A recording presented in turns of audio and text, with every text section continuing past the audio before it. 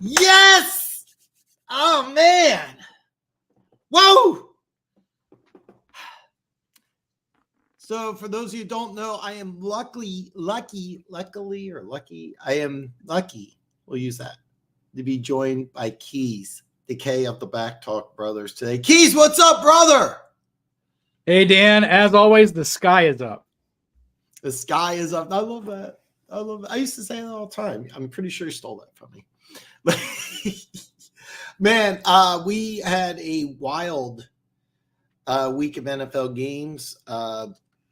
It just from start to finish, some really, really good games. I thought it'd be kind of fun to start off with something new, something different. I'm just going to call it best and worst. And what game, and we'll start off here. Best, we'll start off with best here. Better win, the Bills or the Bengals. And for those of you who don't know, the Bills demolished the Cowboys 31-10. It wasn't even close, just start to finish. They just came in, just bam, bam, bam, bam, bam. The Bengals at one point were down 17-3 in the fourth quarter, and they came back to win in overtime. Keys, man, what victory is better? You know what? For me, I got to go with the Bills beating the Cowboys because I did not have that happening. The Bengals, yeah, that wasn't, to me, the big surprise for the Bengals was that game went to overtime. Just the way that the Bengals have been, trending, because I had the Vikings basically losing their last 4 games. So to me, the only thing unexpected on the Bengals side was that it took them to overtime to beat the Vikings. Whereas while I had respect for the Bills and the moves that they made since, the last few weeks, I did not see completely dismantling the Cowboys as a legitimate possible outcome in this game. So for me, it's clearly the Bills killing the Cowboys. It's funny. I picked the Bengals and on my picks video. By the way, in the link below is my week 16 picks video. It's fantastic. Check it out, please.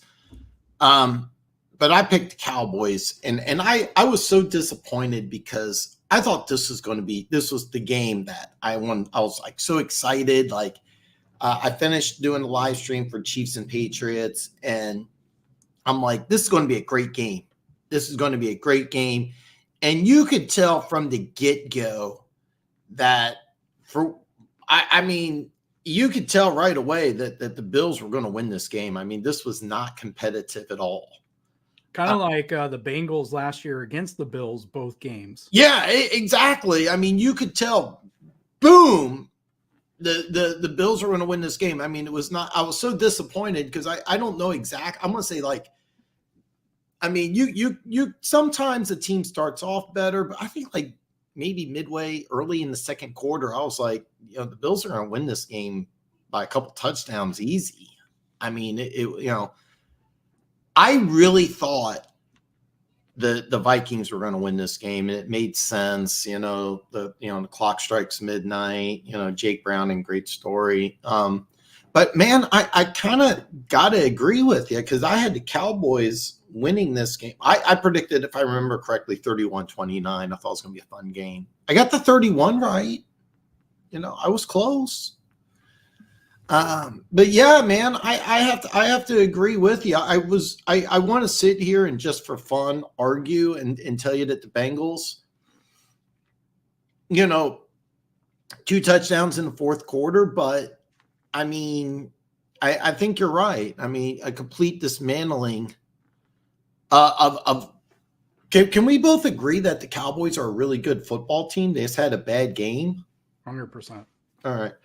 Well, you know what? Since we brought up the Cowboys, let's go to the worst part here, and we'll go with who had the worst loss here. Is it the Cowboys who got blown out by the Bills, Or let's look at Monday Night Football, where if you didn't get a chance to see it, me and Drew Lock went to the same high school, different years. So I do have a little man crush on Drew Lock. I really, really like Drew Lock. And I think he's better than several starters. Zach Wilson, for example. And he led the Seahawks to a come from behind victory, last minute victory over the Eagles on Monday Night Football. So which team had the worst loss? Was it the Cowboys that we just talked about, or is it the Eagles who lost in the last minute on Monday Night Football? Without a doubt, the Cowboys had the worst loss. Not only was it a beatdown, but they had the opportunity to distance themselves from the Eagles. But when you look at the last 3 games, the Cowboys are at the Dolphins, they play the Lions, and they're at the Commanders. 2 of those 3 games they could realistically lose. If you look at the Eagles' schedule on the other hand, they have Giants, Cardinals, and at Giants. So they could easily go 3-0. So it doesn't hurt them as much. Both teams are 10-4. It doesn't hurt them as much because of their schedule versus the Cowboys' last 3 games. It is quite possible they still take over the NFC East. So to me, it's definitely Cowboys. Bigger beatdown. Yes, it's disheartening, for the Eagles and their fans, but I believe I saw Jalen Hurts come out and question the heart of his team. So I did not see that. I'm expecting a rebound from them. I believe that's what I saw on the Twitter, as Gooch would say. Yeah. He what did he say here? Let me pull up his quote here, if I can find the exact quote. But he questioned the heart of his team. He said, "I've been talking about execution all year, being on the same page, everyone being on the same page. We didn't execute. I don't think we're all committed enough. Just got to turn it around. It's a challenge that we have to embrace. Just see it through." So he was questioning the commitment of the team. That's a pretty good recipe to turn it around. And I think the Seahawks are a good enough team to where you can't overlook them, but it's kind of one of those losses that can be a wake-up call for them. So I think it's more beneficial for them moving forward. The one thing I didn't realize, and both of us were looking at the playoff schedule, is that because Dallas lost to an AFC team and the Eagles lost to an NFC team, last week, even though the teams had the same record, the Eagles were in the NFC East lead. This week, the Cowboys, despite losing, now switch to the NFC lead. So the Eagles with the loss go from a 2 seed to a 5 seed. It's just crazy how the NFL works. A couple weeks ago, they had a 2-game lead for home field, and now they're going on the road for the playoffs. So it is disheartening. But I want to touch base on something that you said. You fully expect the Eagles to bounce back. Yeah, and going back, the other thing is, I think the scarier thing for the Cowboys is I think you saw a recipe for how to beat them, right? And I know the announcers were talking about it all game, but it's true. And it reminds me a lot of the Chiefs, last year, even at times this year, where Spags, our run defense has not been great under Spags, period. There are games where when we know that we're facing a running team, they can make adjustments into their game plan. But when we play a balanced team or a team that can go one or the other, can go, who can dominate with the pass, or if they decide to, can dominate with the run, then we kind of fall into trouble. But, I've been harping on that, like even earlier in the season, because we would have Spags would put out his defensive line personnel for pass rush. And the idea was, they've since understood where the offense is now, that they're not there. But, going back to the last few years, you could have your defensive line be pass rush oriented because you had Patrick Mahomes and you had the weapons to put teams from behind. And when teams would keep it close and they'd run the ball down your throat, that's when the Chiefs would get into trouble because we didn't have the run stopping personnel. You just saw this with Dallas. So this could be a blueprint down the road. You know, they got to figure that out. Dan Quinn's got to figure that out. But yeah.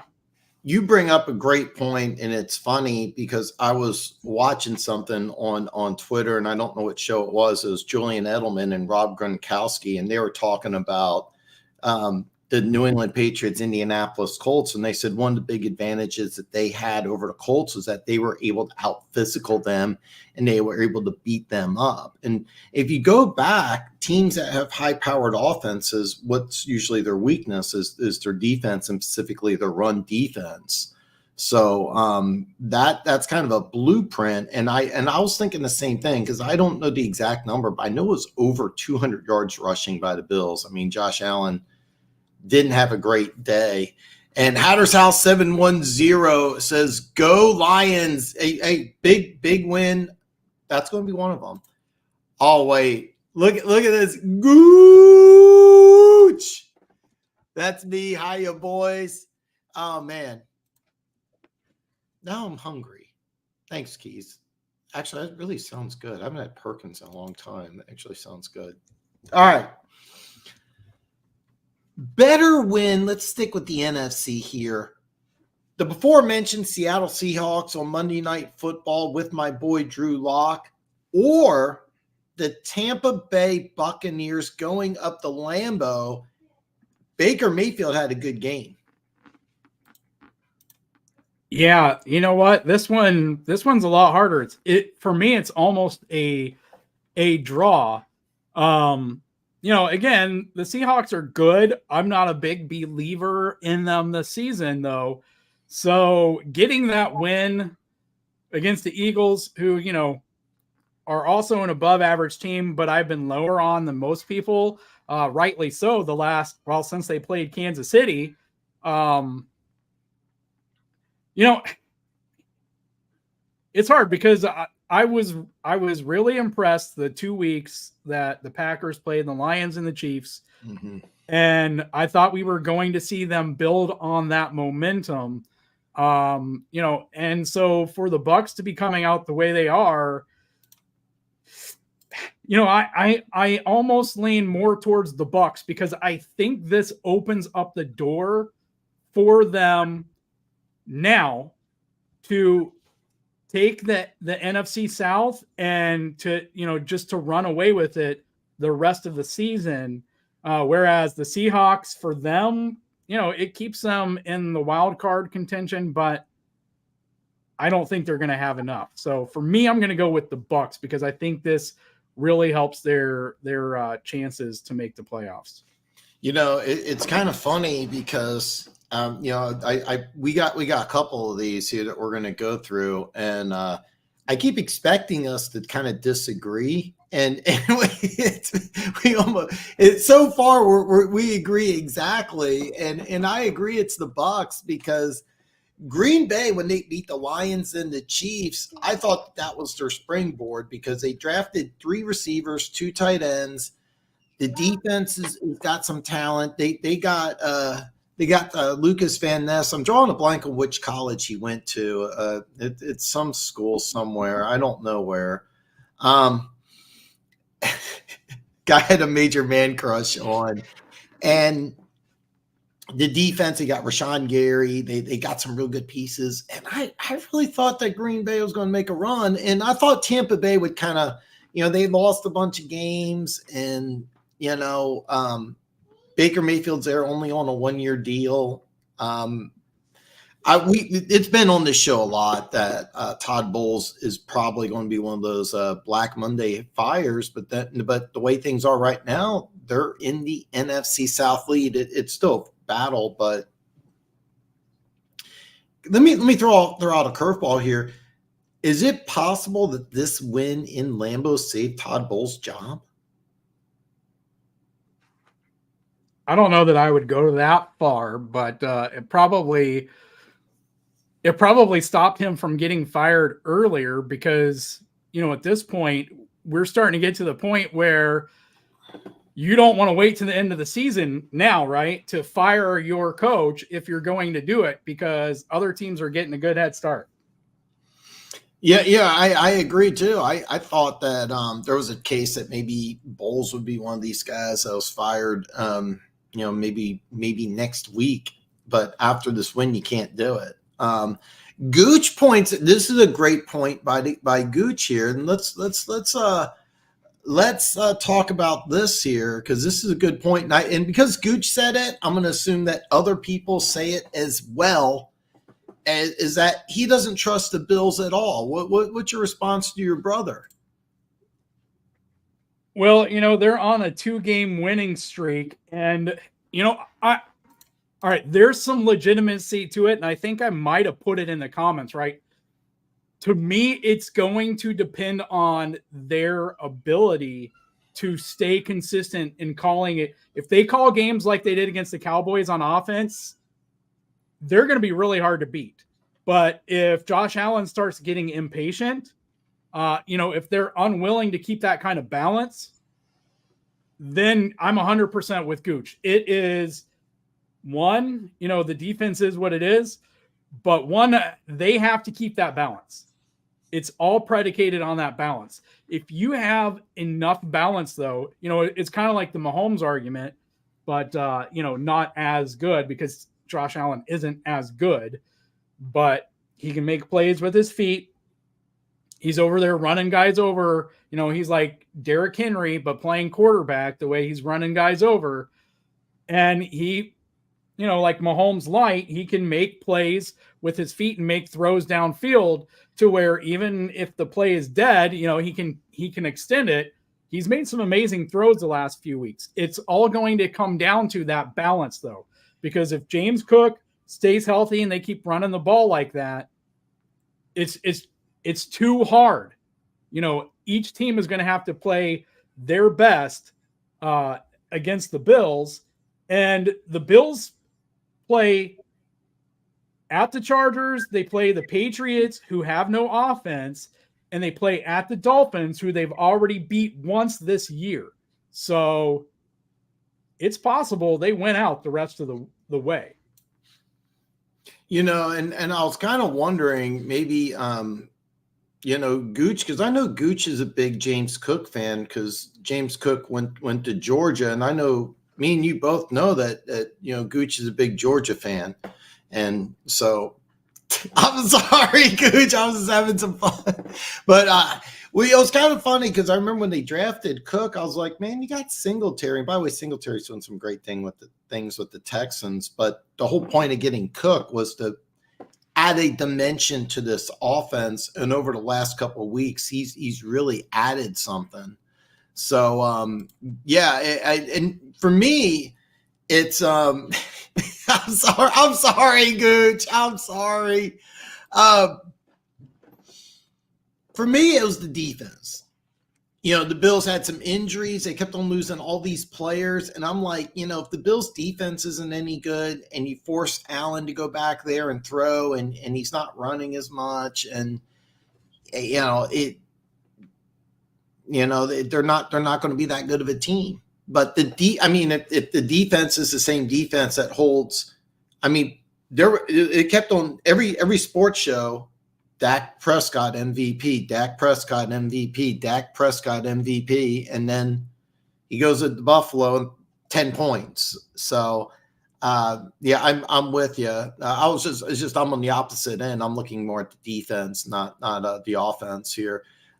Gooch brings up a good point. And by the way, watch the video no matter what. But spoiler alert, one of my upset picks is Chargers over Bills. And I didn't bring it up, but I believe that sometimes just making a head coach move means a lot.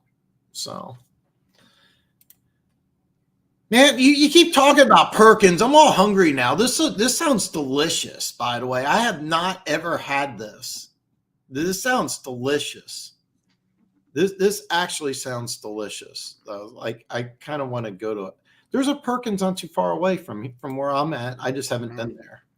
So, So let's get back on track. I'm going to stare at this for a while because this just sounds really good. This just sounds good. fantastic. This just sounds. I'm just going to be stuck in my head forever. So not as. By the way, this is not nearly as bad as that meth song, which I now have stuck in my head as well. So worst loss here. We'll go back to the AFC here. We have the Steelers. If I'm correct, losers of 3 straight. Is that? I think that's correct. I really thought the Tennessee Titans had this game kind of wrapped up. And if you missed the game here, Will Levis, I think, is going to be okay, but it was a vicious. He got bent backwards. It looked really bad. He was on the ground for a while, but it's just an NFL hit. He's going to be fine. Nothing long term, but it looked really bad. When you see a guy laying down on the ground, especially in this day and age, you think the worst. So, part of this worst thing is that it's 2 different teams in 2 different situations, but you had your quarterback take a big hit, bad loss. Steelers losing 3 straight. Keys, man, you tell me, man, which one of these teams had the worst loss Sunday? Well, the Titans weren't really in contention for anything, so I got to go with the Steelers, and this just does not sound right to say it out loud. Okay, the Steelers are 7-7 right now, which is 500, and Mike Tomlin has never had a season below 500, if I recall correctly, in 16 years. But here's 16 winning seasons. Here's the crazy thing: they're going to lose their last 3 games. Man, they're going to lose their last 3 games and finish 7-10, and this is going to be Tomlin's first losing season. And listen, all right, I don't make bold predictions. It's quite possible they don't lose all 3. But I would be surprised if they didn't at least lose 2 out of those 3 games. I don't know how anyone could make an argument that they're going to beat the Bengals and the Seahawks in Seattle and the Ravens in Baltimore. They're not going to win all 3 of those games. I don't see it. I would be surprised if they win 2 out of those 3. Could it happen? Sure. We saw what the hell happened this weekend. We don't even know anymore, right? I don't even know if the screenwriters have figured out where they want this story to end at so far this season. You know what I mean? Who knows? I don't know. It could be monkeys with a typewriter at this point. So Keys with some phenomenal takes. This is almost as good as when he called Joe Burrow a system quarterback. But I misspoke. How's Jake Browning looking? He looks fantastic. I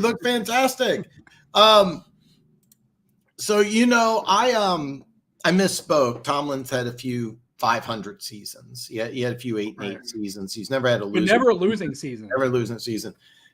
Next 3 opponents. Final home game of the season's the Bengals. I'll spoiler alert. I think the Bengals win this game. They're going to turn to Mason Rudolph. By the way, I loved Mason Rudolph coming out of the draft. I really loved this kid. I thought this was going to be a really good replacement for Ben Roethlisberger. I'm shocked that this guy got demoted to 3rd string, to be honest with you, because I thought that this guy had all the tools in a couple of years to be a very good NFL starter. I love this kid coming out of college. One of my biggest draft crushes was Mason Rudolph. Of course, I'm the same guy years ago that said Ryan Leaf over Manning. So, who knows what could have happened though if he'd been dedicated to football instead of crack. You never know. So, Bengals, and then you end the season with 2 tough road games at Seattle and at Baltimore.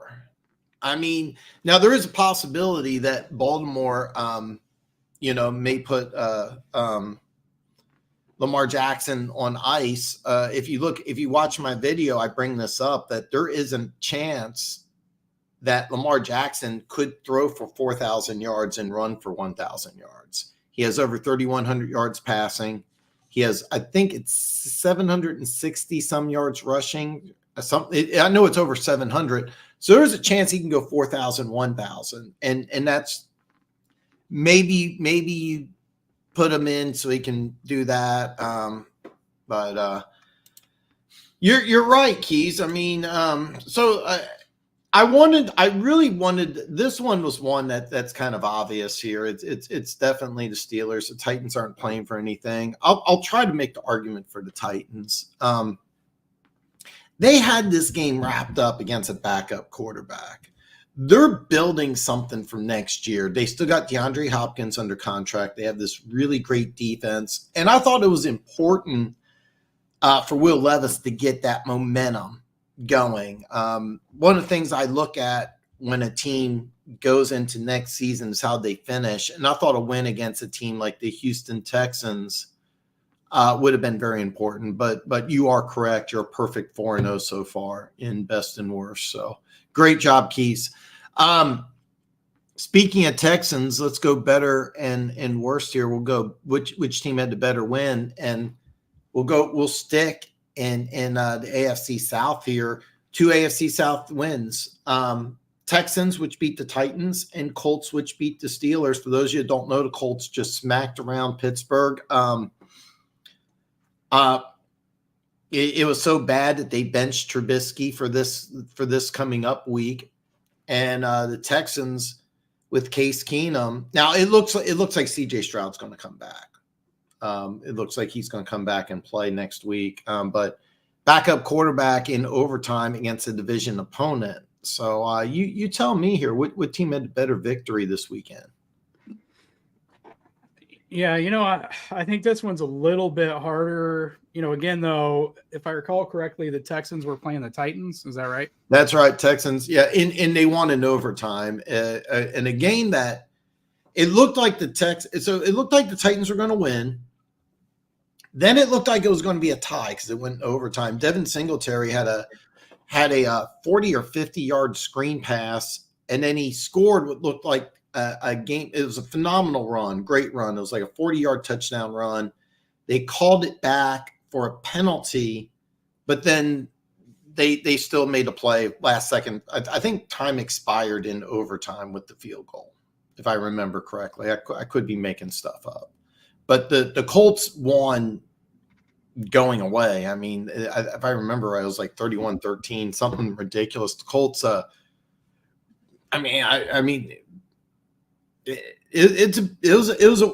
picked the Steelers to win, so I'm a little disappointed. But that's what happened there. Yeah, this one's hard because I think that the biggest problem in Pittsburgh right now is probably the same as it was at the beginning of the season. I know Steelers fans don't want to hear that Kenny Pickett isn't the answer, but Kenny Pickett is not the answer. I'm not saying he can't be an above average quarterback, and keep Tomlin's, in future years, help Tomlin not finish below 500, but he's not the answer there. So I think moving forward right now, though, to me, it's a better win for the Colts because it's going to help them actually make the playoffs now. With their remaining schedule, I have them finishing 10-7. I have the Texans finishing 9-8. So I got to go with the Colts here because to me, this is going to put them into the playoffs. So I don't want to put words in your mouth here. You don't have the Texans going to the playoffs. No, I do not. No. Not the way I have it projected to get to finish. No, and you know what? I see this in the same exact way, is that I don't see the Texans making the playoffs, but the Colts with a win here. I agree with you. I think that they're going to end up in the playoffs. Now, I don't know how far the Colts could advance, but I've been saying this for a while, man. You're Jonathan Taylor, I think, is going to play next week. That's undecided. Zach Moss, it's got an issue with the shoulder. He may, but you get both these guys healthy in the playoffs. You got a decent defense. You got some playmakers. I mean, you get a team, of course, any given Sunday rule, but I've been harping for a little bit that the Colts are kind of a dangerous team. And on the Texans, great story. I mean, great story and fun game to watch. It was a lot of fun, but yeah, I agree with you. So I got you a perfect 5-0 so far, Keys. Excellent job. Let's switch over to the NFC here. And we talked about one of these games earlier. Which team had the worst loss? Was it the Green Bay Packers, or was it the Atlanta Falcons who lost to Gooch's boy, Bryce Young? So Bryce Young got his second win in his NFL career in a high-scoring game, 9-7. Yeah, with these single-digit games. I mean, what the hell? It's 2023. Right. And you know what? I mean, after that one, well, if you looked at my tiers at all, then you'll have noticed what happened after that loss to the Panthers on there. But do you have a tier chart? Yeah, I do. Awesome. I can pull it up if you want. Well, yeah, we can bring it up. We can bring it up now. I love. By the way, so this is I wasn't sure if Keys could come on, so I wasn't sure if he had a chart. So I should have asked that before he came on. That's bad on me. But I love Keys' chart. This is phenomenal, and we're gonna bring this up right now here. And let me see here. I think I can blow this up a little more. That's I don't want to do that. Okay, we're gonna take me and you off the screen here for a while, so just for a second here. So let's look at this here. So with this loss here, the Packers are number 17, where the Falcons are 22. Last week I had the Falcons at 18, so they took a bit of a drop. Yes. Do you remember off the top of your head? Because I want to quote. I think you had the Packers. I think you had the Packers as a playoff team. Am I correct? Yeah, I had the Packers at 13 last week, so they dropped from 13 to 17. Ouch! That's a big loss. So both teams dropped 4 spots. So what team had the worst loss there? Yeah, well, that one's going to depend on how you want to look at it. From a playoff perspective, I have the Packers winning their last 3 still and finishing out at 9-8, which, let me look here, 3, 4, 5, 6. They would be making the playoffs. They would be the 7th seed here. So the Packers would still be making the playoffs. I have the Falcons losing their last 3 and finishing 6-11, missing the playoffs. So, if you want to look at it from the perspective of it really doesn't matter for the Falcons because they were going to miss the playoffs anyway, the way the last 3 games finished, that's fine. And I don't think I necessarily had the Falcons that way before, but the way the Colts have came on as of late, the Bears are starting to warm up a little bit, and you've been pushing the Saints, for weeks now. And the Falcons kind of hit their peak. I think they might finish 0-3 the rest of the way out.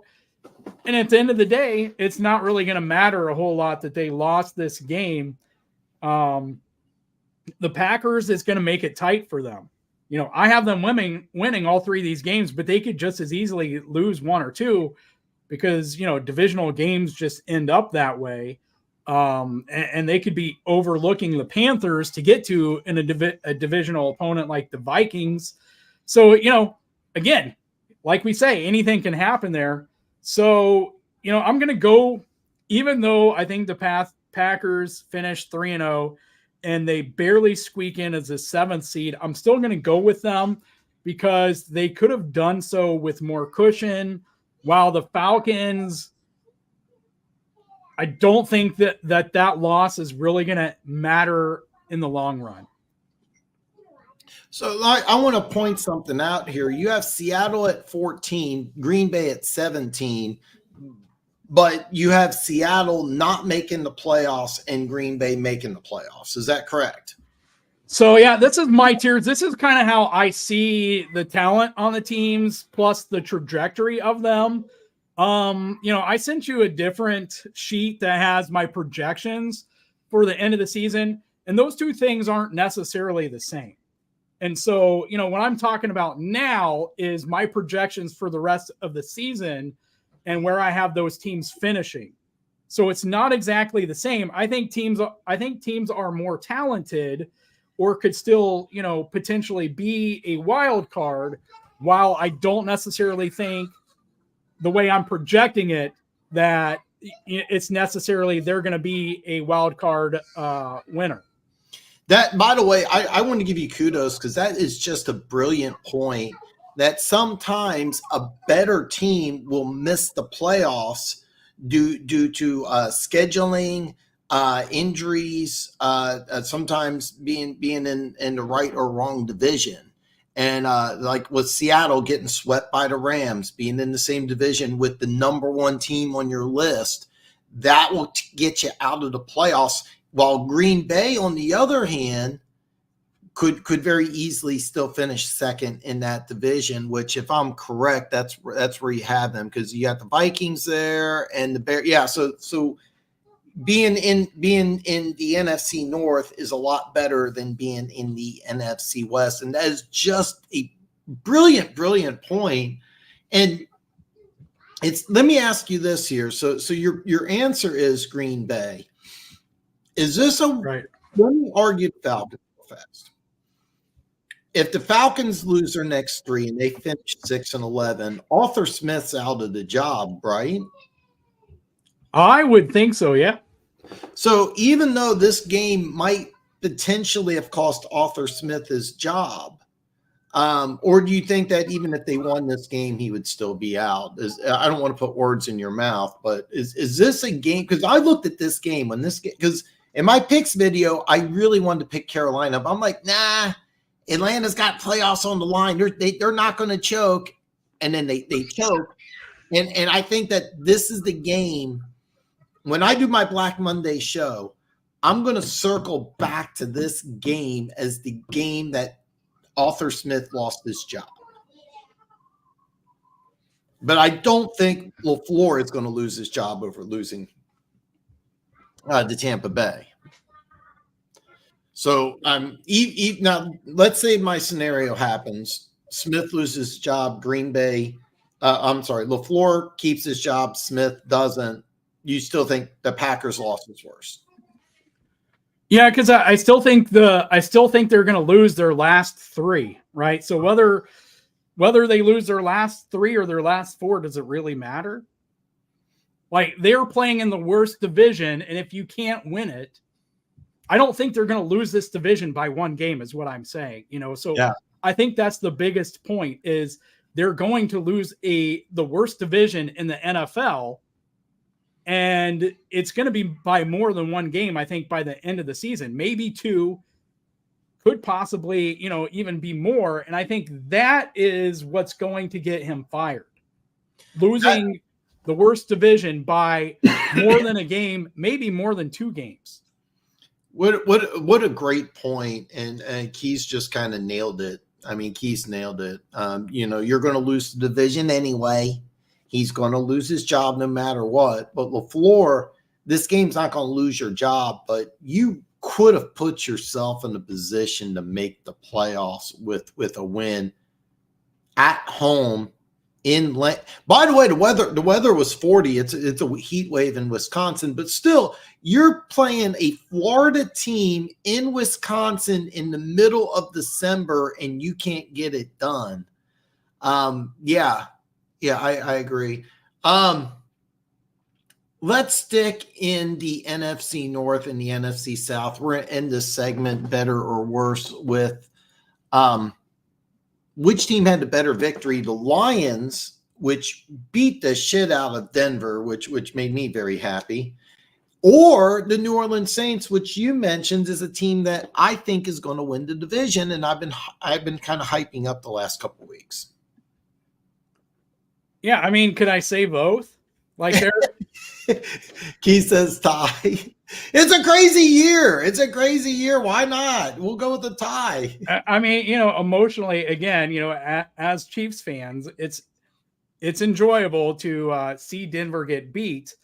I mean, if you pressed me to give you an answer, I would probably go with the Lions, one, because of that, but two, it's only going to help them, when it comes to the playoff seeding. Whereas, and this is where, we differ, whereas the way I project the rest of the season going, and I have the Saints as the 19th best team, and I moved them up one from last week. I have them as the 19th best team, but I don't have them making the playoffs. And so, at the end of the day, does that, to me, my argument is going to be, does that game ultimately, matter? But, as a fan enjoying a game, it's a different story. I'm kind of giving my answers mostly based off of results or projected, future weightiness of a game, not like a pure football enjoyment part of it. So there's that. There's that caveat. Well, let me throw you a curveball here because of your ratings. You have the Rams at 13 and the Saints at 19, and these two teams are going to play Thursday night. So am I drawing that you're picking the Rams to beat the Saints on Thursday night? Yeah, absolutely. I have, let me see, because I got a lot of windows open for this one now at this point. Let me see if I can find which one I have winning, or what I have. I think I have the Rams winning their last 2 or 3. Let me pull it up here. Because one thing that me and you do have in common is that we both have the Rams making the playoffs. Yeah, I have the Rams beating the Saints and beating the Giants in New York, but losing to the 49ers and finishing at 9-8. The Saints, I have losing, at the Rams, losing at the Buccaneers, and beating the Falcons to end up 8-9. So, if this game goes the opposite of the way I expect, you could see those two flip-flop, and then we might be talking about whether it's going to be Seahawks or Saints as that 7th seed. That's awesome, and that is a great point. And you know what? I wanna go over your chart, and let's go over this for a bit because I really like it.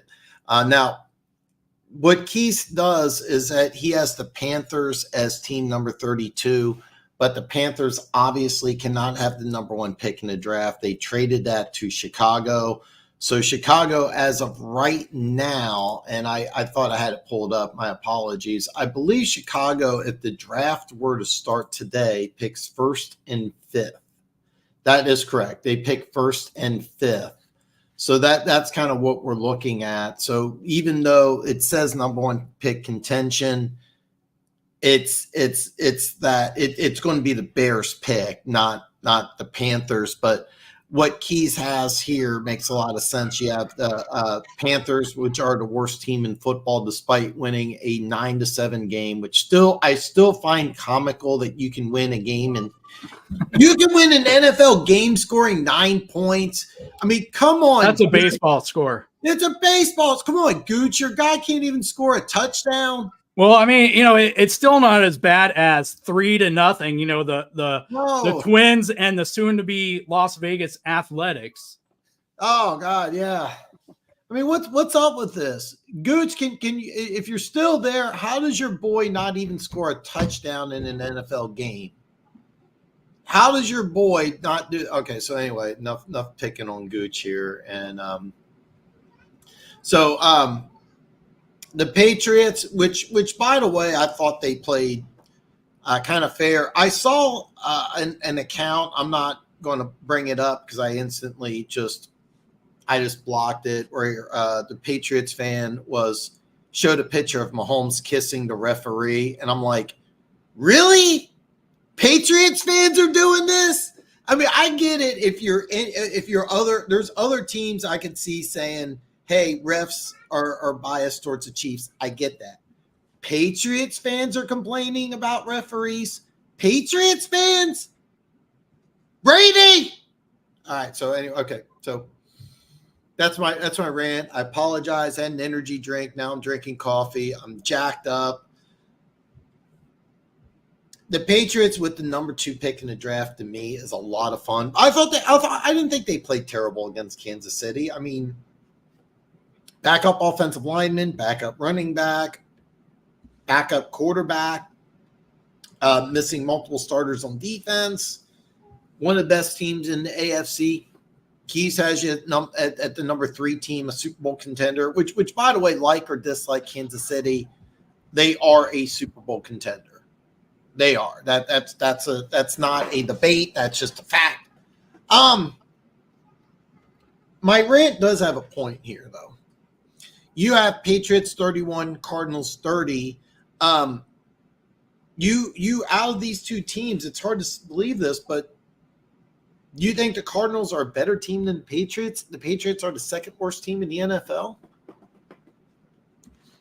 You know, it's really hard because you know the emphasis I put on the head coach quarterback combo, and the question is, is Pew Pew plus Kyler Murray really greater than Bill Belichick, who may be the greatest head coach of all time, and whoever the hell he's throwing out there that week or that quarter even,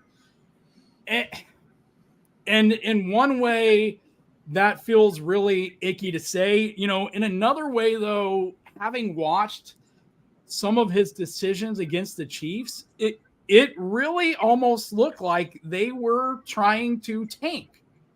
Like there were, and I heard even the announcers, puzzled about some of his decisions. Like, we're what, 10 minutes maybe in the fourth quarter, and you're midfieldish, between the 40s, whatever, and you're punting when I don't even remember what it was now. It was like 4th and 2 or something, wasn't it? It wasn't that bad, but you're still punting there, and then you get to the last 2 or 3 minutes, and you actually go for it on 4th and something from like your 25. Like, what the hell was with Belichick's decision making in this game? Because you're down by 10 and it's a somewhat, winnable game. You're at home. I do not understand this offense at all. I still have respect for the defense. I still have respect for Belichick. I still question some of those decisions, but at the end of the day, I have both of these teams finishing 1-2 to end their seasons. And both of these teams finishing at 4-13. That would give the Patriots the number 2 pick in the draft, which I personally would love. And then Chicago, for the second straight year, would have the number 1 pick in the draft. Your boy Gooch has a great comment here. Well, for starters, Bama isn't quarterback you for starters. I mean, we had Jalen. This is just fantastic. And Tua turned the ball over. But Saban had to change the offense for Bryce, and truth be told, they didn't have any players outside of old man Thielen.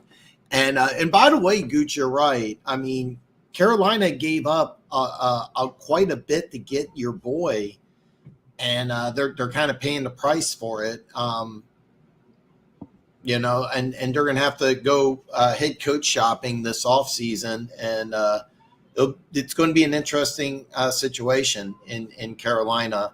Of course, Arizona, they do have a starting quarterback in Kyler Murray, so the 3rd pick is going to be kind of interesting. We'll talk more about this during draft time, but the way things look, they're going to pick 3rd overall, and I think they're in great position to trade down, and they also have a ton of extra draft picks. They have more draft picks than any other team. Missing playoff teams. I kind of want to skip that, but I want to go, and unless there's something that you want to bring up there with the missing playoff teams. No, I mean, it's it's kind of a crapshoot at this point. This tier might be the one that moves the most from week to week, but it's still basically the same teams here. I mean, the reason why I don't want to spend a lot of time talking about it is simply because while a lot of these teams aren't mathematically eliminated, I think you did a great job with this list. And out of these missing playoff teams, I don't think any one of these teams can realistically. I mean, a team that's most likely is your number 23 team, and that's the Raiders. And I think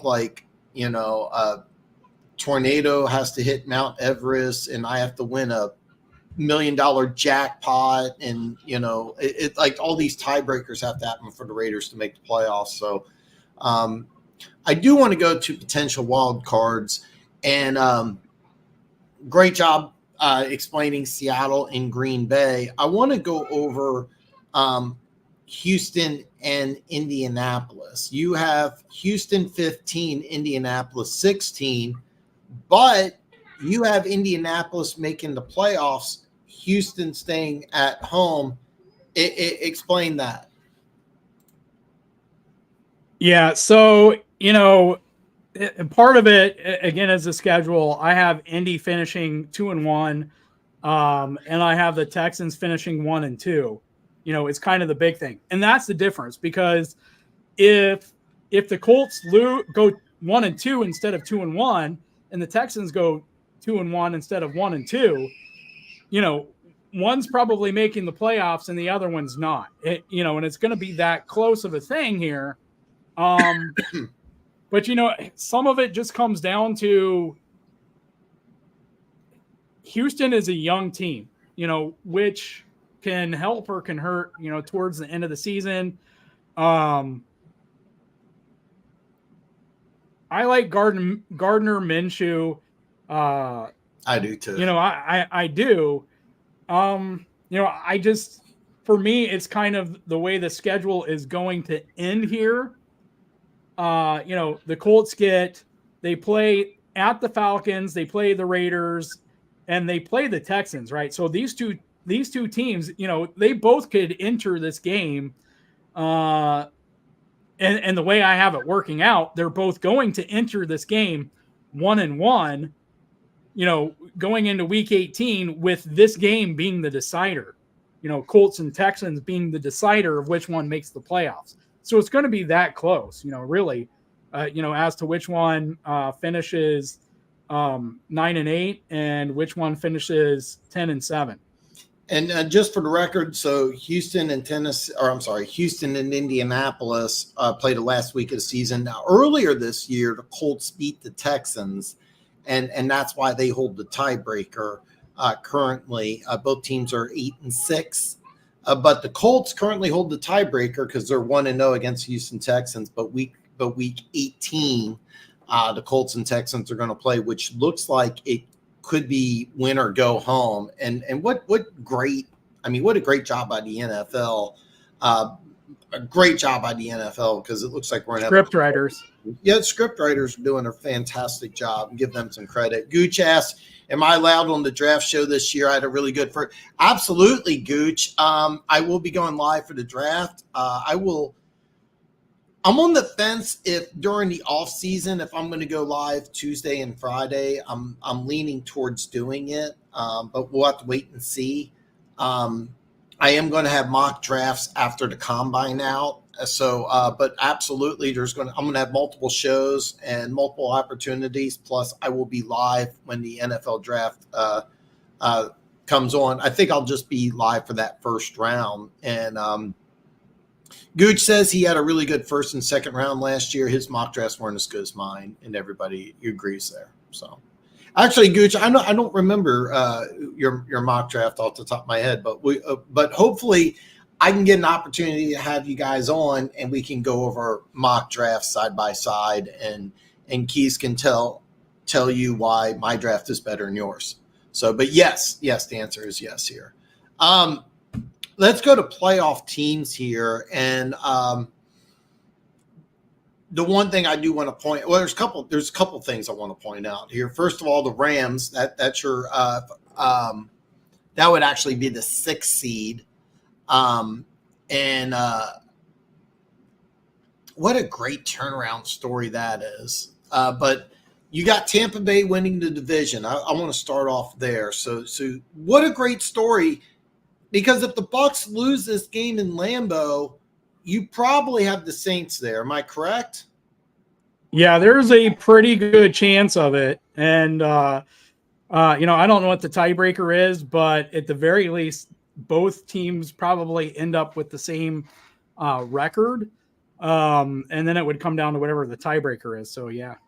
Well, they play the last, or are they not? I'm sorry, second to last game of the season. 17. Yeah, and Tampa Bay beat the Saints earlier in a game that I predicted the Saints would win because I've been high on the Saints, and we'll find out if that's true or not. But and that was in New Orleans this time. They play in Tampa Bay, so yeah, and that's a big advantage for Tampa Bay. And then they also end the season against Gooch's Panthers. So I don't know if I will. I don't know if Keys will say the brothers from back were on the right of a lot of things. You guys were Isaiah Pacheco in particular, because I kept on telling you guys, no, he's not going to take the job from CEH. So I'm wrong like maybe once every other month or something. I get one wrong. I do want to point out one thing, and this is a lot of fun for me, and I want to ask about this because I want to go over the playoff picture, so I'm kind of jumping around here. Of course, me and my caffeinated mind. The way it works out in the AFC right now, the Jacksonville Jaguars are still going to win this division. It's funny because Jacksonville, Indianapolis, and Houston are all tied at 8-6. However, the Jaguars hold the tiebreaker, and one thing that me and Keys agree upon is that Jacksonville will win this division. So the first round of the playoffs, Jacksonville will host Cleveland.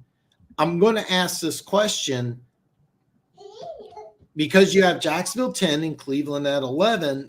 Does this mean that you're forecasting the Jaguars to advance in the playoffs?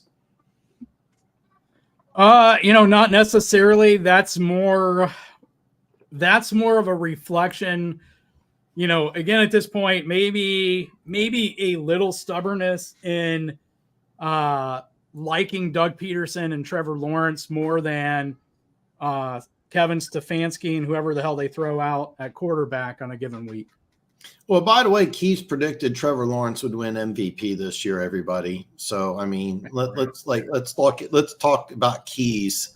And Keys, why did you pick Trevor Lawrence to win MVP? Let's ask you that.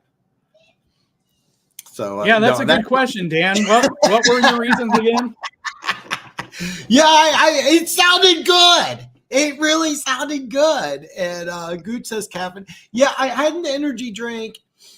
I bought some sugar-free peppermint mocha creamer that I put in my coffee. And it's really weird because it comes out chocolatey, but it makes the coffee turn. I don't know how to explain it. Like the cream makes the coffee whiter than what the cream is. Does that make sense? Like the actual creamer itself is a darker color than what it makes the coffee. Is that what we're, yeah. So hanging out.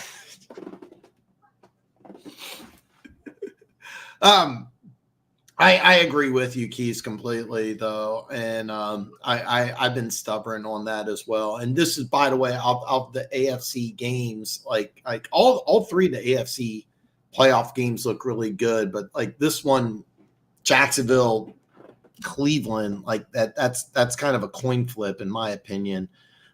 Next two teams I want to look at, we'll look at Miami and Cincinnati. Now you are quoted by saying Joe Burrow is a system quarterback, but I a couple weeks ago told Gooch on this show, Gooch, the Bengals season is over, and Gooch said, no, Dan, just why don't we hold on here? You got a good defense.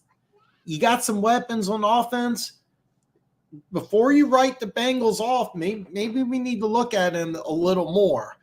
Maybe we need to look at them a little more. And you know what I told Gooch? No, The Bengals season is over. How smart do I look now, Keith? Well, I think I was right there saying the same thing, so I can't really answer that without incriminating myself. So I invoke my Fifth Amendment right against that. But I do have the Bengals finishing. Where do I have them on here? I have them on. I'm not talking about my tiers now. I'm talking about my projections. I have them finishing 10th overall, winning 2 out of their last 3, finishing 10-7. And realistically, they could go 3-0 because they very well could beat the Chiefs. As much as I'm not supposed to be able to say that as a Chiefs fan, it could happen. But I think the biggest question mark moving forward is how they're going to adjust on defense with the loss of DJ Reader, because to me, that is a huge loss and a guy that I was kind of wanting Kansas City to pursue in free agency if the Bengals let him really hit it. Good football player, and I'm really glad you touched base on that, because that's a name that not every casual fan will know, but that is a very important part on the Bengals defense. And for those who don't know, I mean, the terms 4-3 and 3-4 are kind of outdated, but the Cincinnati Bengals run a 4-3 type of defense, but they have a defensive tackle who's a bigger type of guy, because what NFL teams are doing is they're kind of mixing 3-4, 4-3 looks. And DJ Reader's a guy that can kind of do a little bit of everything. He can stuff the run. He can put pressure on your quarterback. He can be an anchor in a quote unquote 3-4 type of defense, but he still functions like a 3 technique in a defensive tackle. I'm a big fan of DJ Reader myself. Big loss. And I do want to put, you think the Bengals are better, but I don't want to put words in your mouth. You think because the Browns right now are 9-5, the Bengals are 8-6. You have that being the finish. You have Browns finishing 5 and the Bengals finishing 6. Am I correct? As far as the projections for the end of the year, yes. Is that what we're? Yeah, I have the Browns finishing 8th and the Bengals 10th overall. Right, so I'm not talking about AFC, NFC. So in the AFC, I would have them. The Browns finishing 5th, right, and the Bengals finishing 7th, with the Dolphins sandwiched in there. Well, I mean, that's just how it sorts out. Both the Bengals and Dolphins would finish at 10-7. So I'm not sure. I haven't looked at the tiebreakers there. So okay. Dolphins, Bengals, and Colts would all finish at 10-7.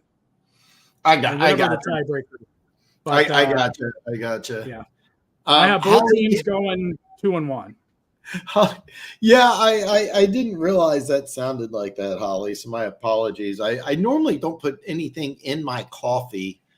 So creamer is darker, huh? That's what we call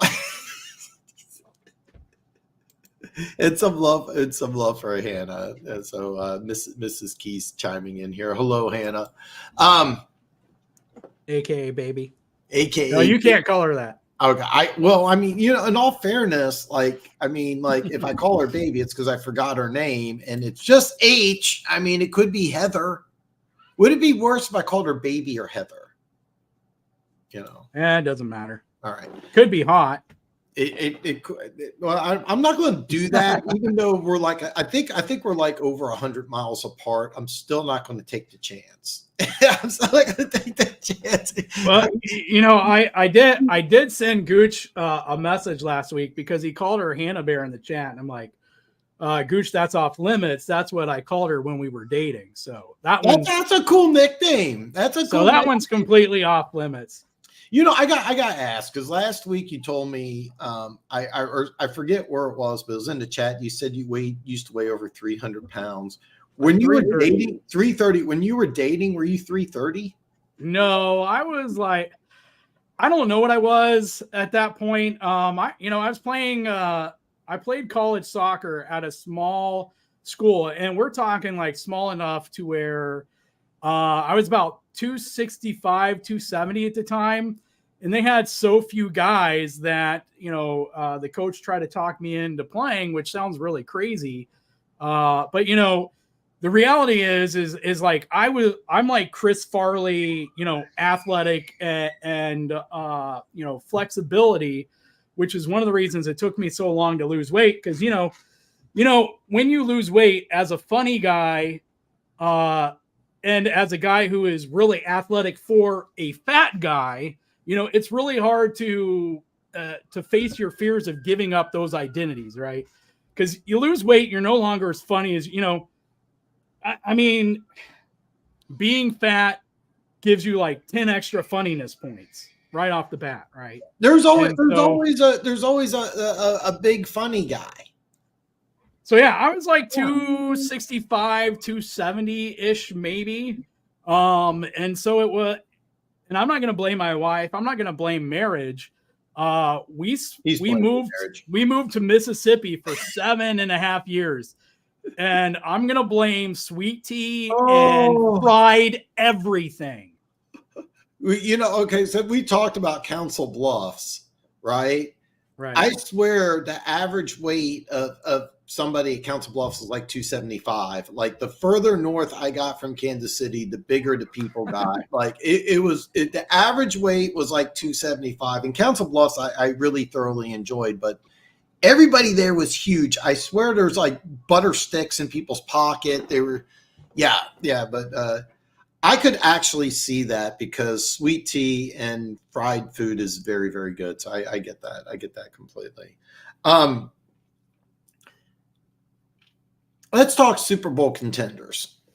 And one thing I think that's very interesting is that you're holding on to the Eagles as a Super Bowl contender. This is a team that's lost 3 straight. No, hey, listen, we're not attacking it. I don't drink it myself, Gooch, and the reason why is that I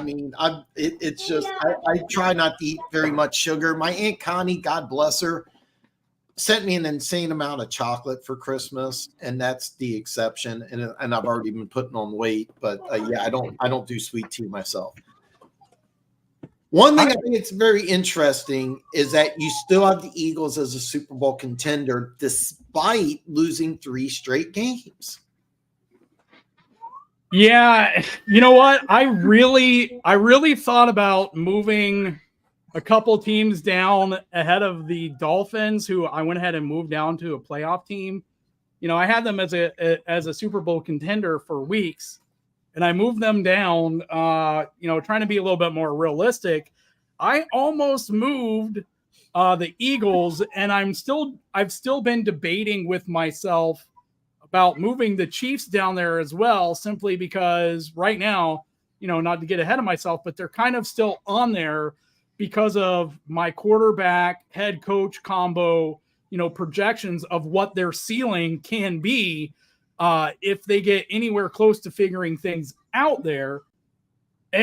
I just wanted to keep Philly there because they still have the talent, right? They have so much talent on the defensive end. They have underachieved on both sides of the football, kind of going back to what Jalen Hurts said. Like the talent is like they just ooze talent. And you can probably make the same argument for Dallas as well, but at the end of the day, you have the same head coach quarterback combo that made it to the Super Bowl last year. And so that's kind of, between those two things, the talent and the head coach quarterback combo. And if you look at the Eagles schedule, the rest of the way out, they play the Giants, they play the Cardinals, and then they play at the Giants. I think that's 3-0. They're definitely making the playoffs. They've already clinched the spot. You've seen, I think when Dallas and Philly play each other, it's a bad matchup for Philly. Dallas looks like, both games, Dallas should have won handedly. Yes. Yes. But Dallas still, you have the Buffalo game, you have some other games. Dallas still looks beatable. against certain teams. The Lions still look beatable against certain teams.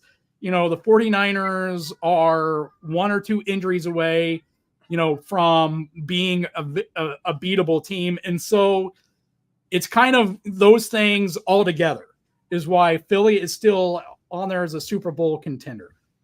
I'm gonna piggyback on that.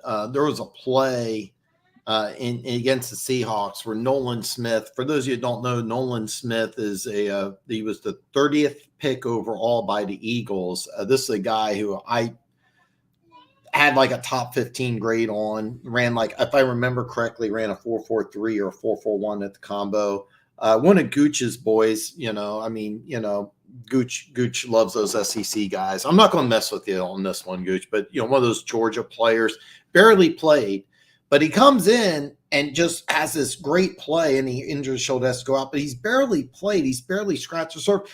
This is a guy that would probably start on 25 other NFL teams, and he's probably played less than 50 snaps on the Eagles. This is a guy that they're just going to bring in, and you put this guy on a team like, let's just say Detroit, for example, opposite Aiden Hutchinson, that would be a starter. And this is somebody, there's all sorts of talent on this Eagles team, and I agree completely with you. By the way, since we have the cameras off, I had to bite my tongue when I saw this. So how I called her Ollie. Hannah says I did my best to keep him consistently burning calories, so not my fault. Oh God. So I do say anything goes. So I mean, we are living up to the name here. R.I.P. to Chiefs Super Bowl champ Ed Buddy, never missed his game in the first 9 seasons. One of the original Iron Men. I didn't know Ed Buddy passed away, Gooch. So yeah. Gooch, I have no idea who he was. You have to go back to your fantasy football vid. Sounds like a good tribute video. It would be. It would be. So Hannah did cook a lot of fried food. So what's funny? There's a girl I know has a YouTube channel. She talks about cooking. She stopped doing it for a while. But we were Facebook friends. We were chatting for a while, but she had something. I don't want to get in her business, but she stopped making videos. But yeah. And I drink. I actually have a good green tea story. I don't drink that anymore. I'll use the word accident in the Harris parking lot with green tea. So we'll leave it at that. Was it green tea or was it the kind of tea that Aaron Rodgers drinks? It unfortunately was green tea. And it was such a bad incident that I just swore it off. But it ended up, we'll just say it ruined my night. We'll leave it there. Leave it at that. Right now, Keys, if the season ends today, the 8-6 Buffalo Bills would not even make the playoffs. You have them as the 5th best team in football. Please elaborate on this. Because there's a good chance the Bills don't make the playoffs. Is it a good chance, though? Like the way I have it going right now, I have the Bills finishing out winning all 3 of their last games and finishing at 11-6. Right now they're 8-6. I have them finishing at 11-6. They play at the Chargers. Yeah. It is hard to imagine the Chargers winning that game. 1, they don't have a home fan base. 2, they don't have Justin Herbert anymore. Like the best argument for the Chargers now is anything they throw out there at head coach is better than what they've had. But it's actually funny. They're not even going with Kellen Moore, which me and you assumed would be the head coach. Right. So. And then they play the Patriots, right? It's hard to imagine the Patriots beating them. Once again, they don't have the offense for it. The Patriots, as much as I would love it. Listen, don't get me wrong. I would love all 3 of these teams to beat the Bills because I think in a one and done, situation in the playoffs, I think you have to be concerned about whether you can beat the Bills in that kind of situation if they stay balanced. So I would be happy. And that's part of the reason I put the Bills on here. I'm going to be honest. It's part of the reason I put the Bills on here because I want to be wrong and I want to look stupid in a week or two. Like I'm not superstitious. I'm a little stitious. And so I'm putting the Bills on here just so that the football gods or whatever can make me wrong on this because I don't want them to make the playoffs. But those two games are very winnable, and they end up at the Dolphins, who they've already beaten once, and they beat them with a proper blueprint. Now, Matt Milano was a pretty big key to that, but they've had some time to adjust, and their offense is better. For as much as I felt like Ken Dorsey's firing was a scapegoat, their offense is better now than it was when they played the Dolphins last time, from what I've seen. So I think it's very realistic that they go 3-0 and they finish at 11-6. And I mean, as we're both Chiefs fans. If you're a fan of any of the AFC teams getting into the playoffs, you don't want to see Buffalo get hot. I mean, you really don't want to see Buffalo get hot. I mean, because they got everything going their way right now. So if Keys is right and they go 11-6, it's fair to say that they're one of the most dangerous teams in the AFC. And just to be clear, even though they're 2 games out of the AFC East race, you think that Miami will choke away this 2-game lead with 3 games left? I don't think it's fair to say choke away. I just think the way that the schedule ends for these two teams, so the Dolphins have to play the Cowboys. I think the Cowboys are the better team. I think the Cowboys are the team that I would pick to win. Albeit we've already seen what happened when, the Cowboys and Bills played. I think it's a different story because first off, the Bills have a different rushing attack than the Dolphins do. So when I look at the Dolphins versus the Cowboys, I think the Cowboys win this game. Tua, for all the positive talk about Tua and all the MVP talk for Tua, and how fast he's gotten the ball out, one of the recipes is slowing the receivers down so Tua has to hold it a little bit longer and the pass rush getting there, which I think the Cowboys are fully capable of doing. And the Dolphins defense is not great. I love Vic Fangio. I've been a big Vic Fangio fan, but I think we have to start asking if defenses or offenses aren't finally figuring out how to beat Vic Fangio defenses, which is what happens when a defense comes into vogue and so many teams start running it that you have to be dedicated to figuring out the answers. So I have them losing to the Cowboys. Do I have to explain them losing at Baltimore to the Ravens? Do I need to give an explanation for that one? You do not. No, I mean, it makes perfect sense. And by the way, I just want you to know, I agree with you. I could easily see Miami going to 10-7, and then you have to look at the tiebreakers.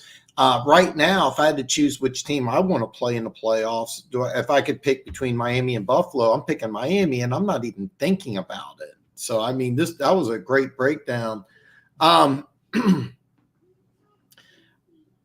One other thing I want to bring up here before I go to your Super Bowl favorites is Detroit Lions at number 4. Now, you had them as your NFC pick. On a side note, if you didn't get a chance to see this game, now we do have a Lions following here, but the all Honolulu blue uniforms, I'm not a big fan when teams switch up uniforms and do stuff. That is a sweet look. The silver or the gray helmets and the all blue, that is awesome. That was a fantastic look. They lost 2 out of 3. They blew out Denver. Was the win against Denver just kind of like, hey, confirmation this is a Super Bowl caliber team?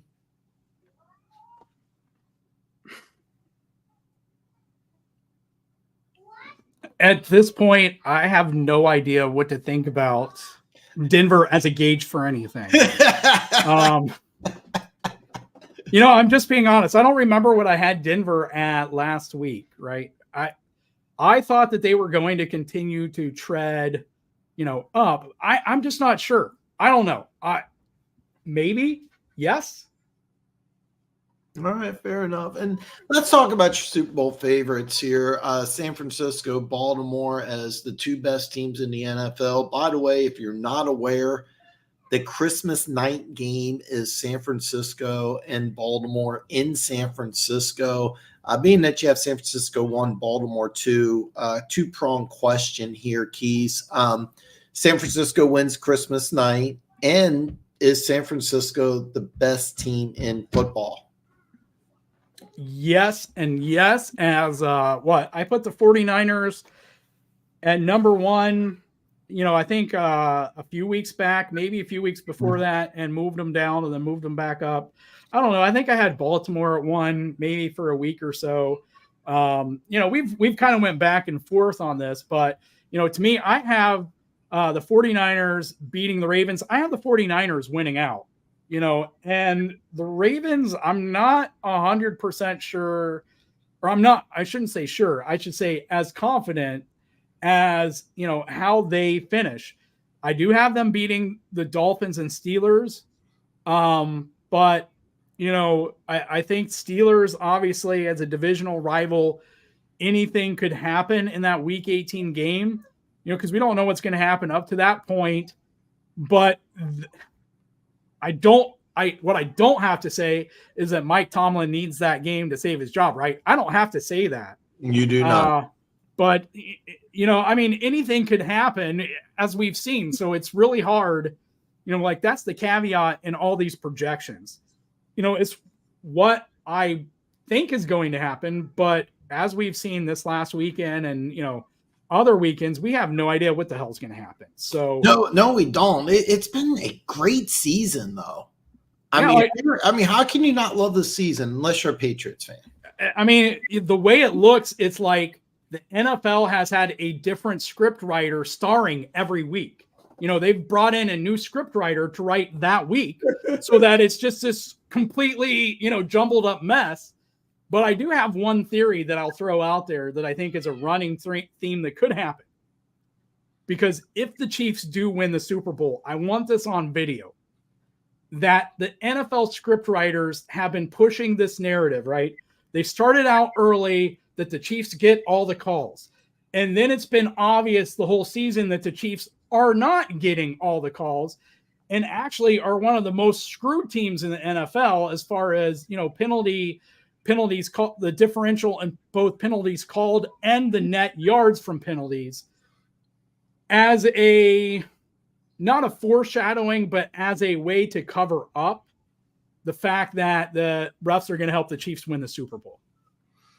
I love it. And of course, us being, Chiefs fans, we definitely both want this. We got some great comments in here. I mean, this is what I say, anything goes. And you don't need sugar. You got me. What a great wife. As a single guy, I normally, kind of look at married people and I usually kind of feel sorry for you.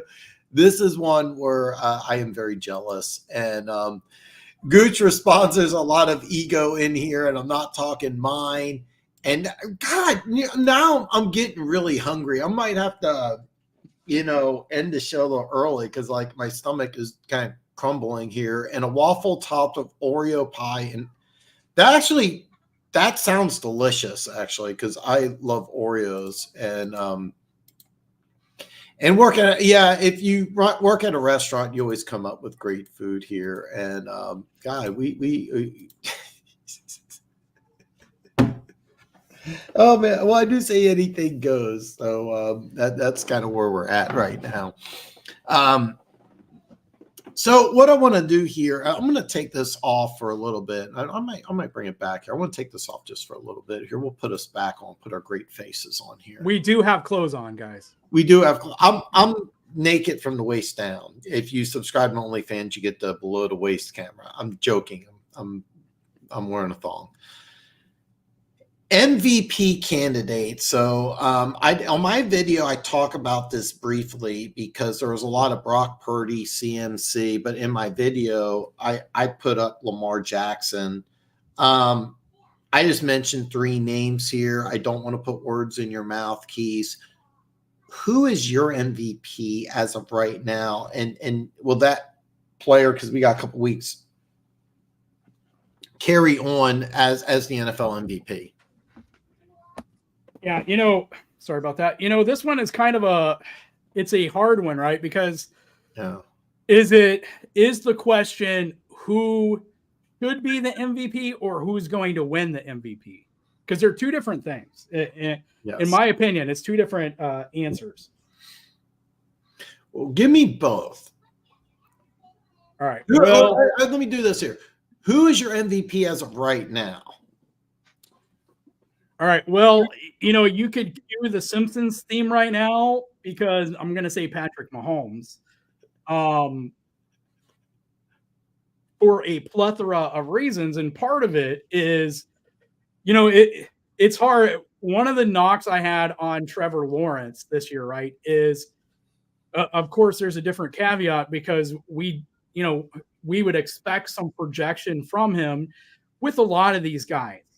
But it's hard for me not to discount a guy bumping up to MVP level when they have a lot of weapons and they get another weapon, right?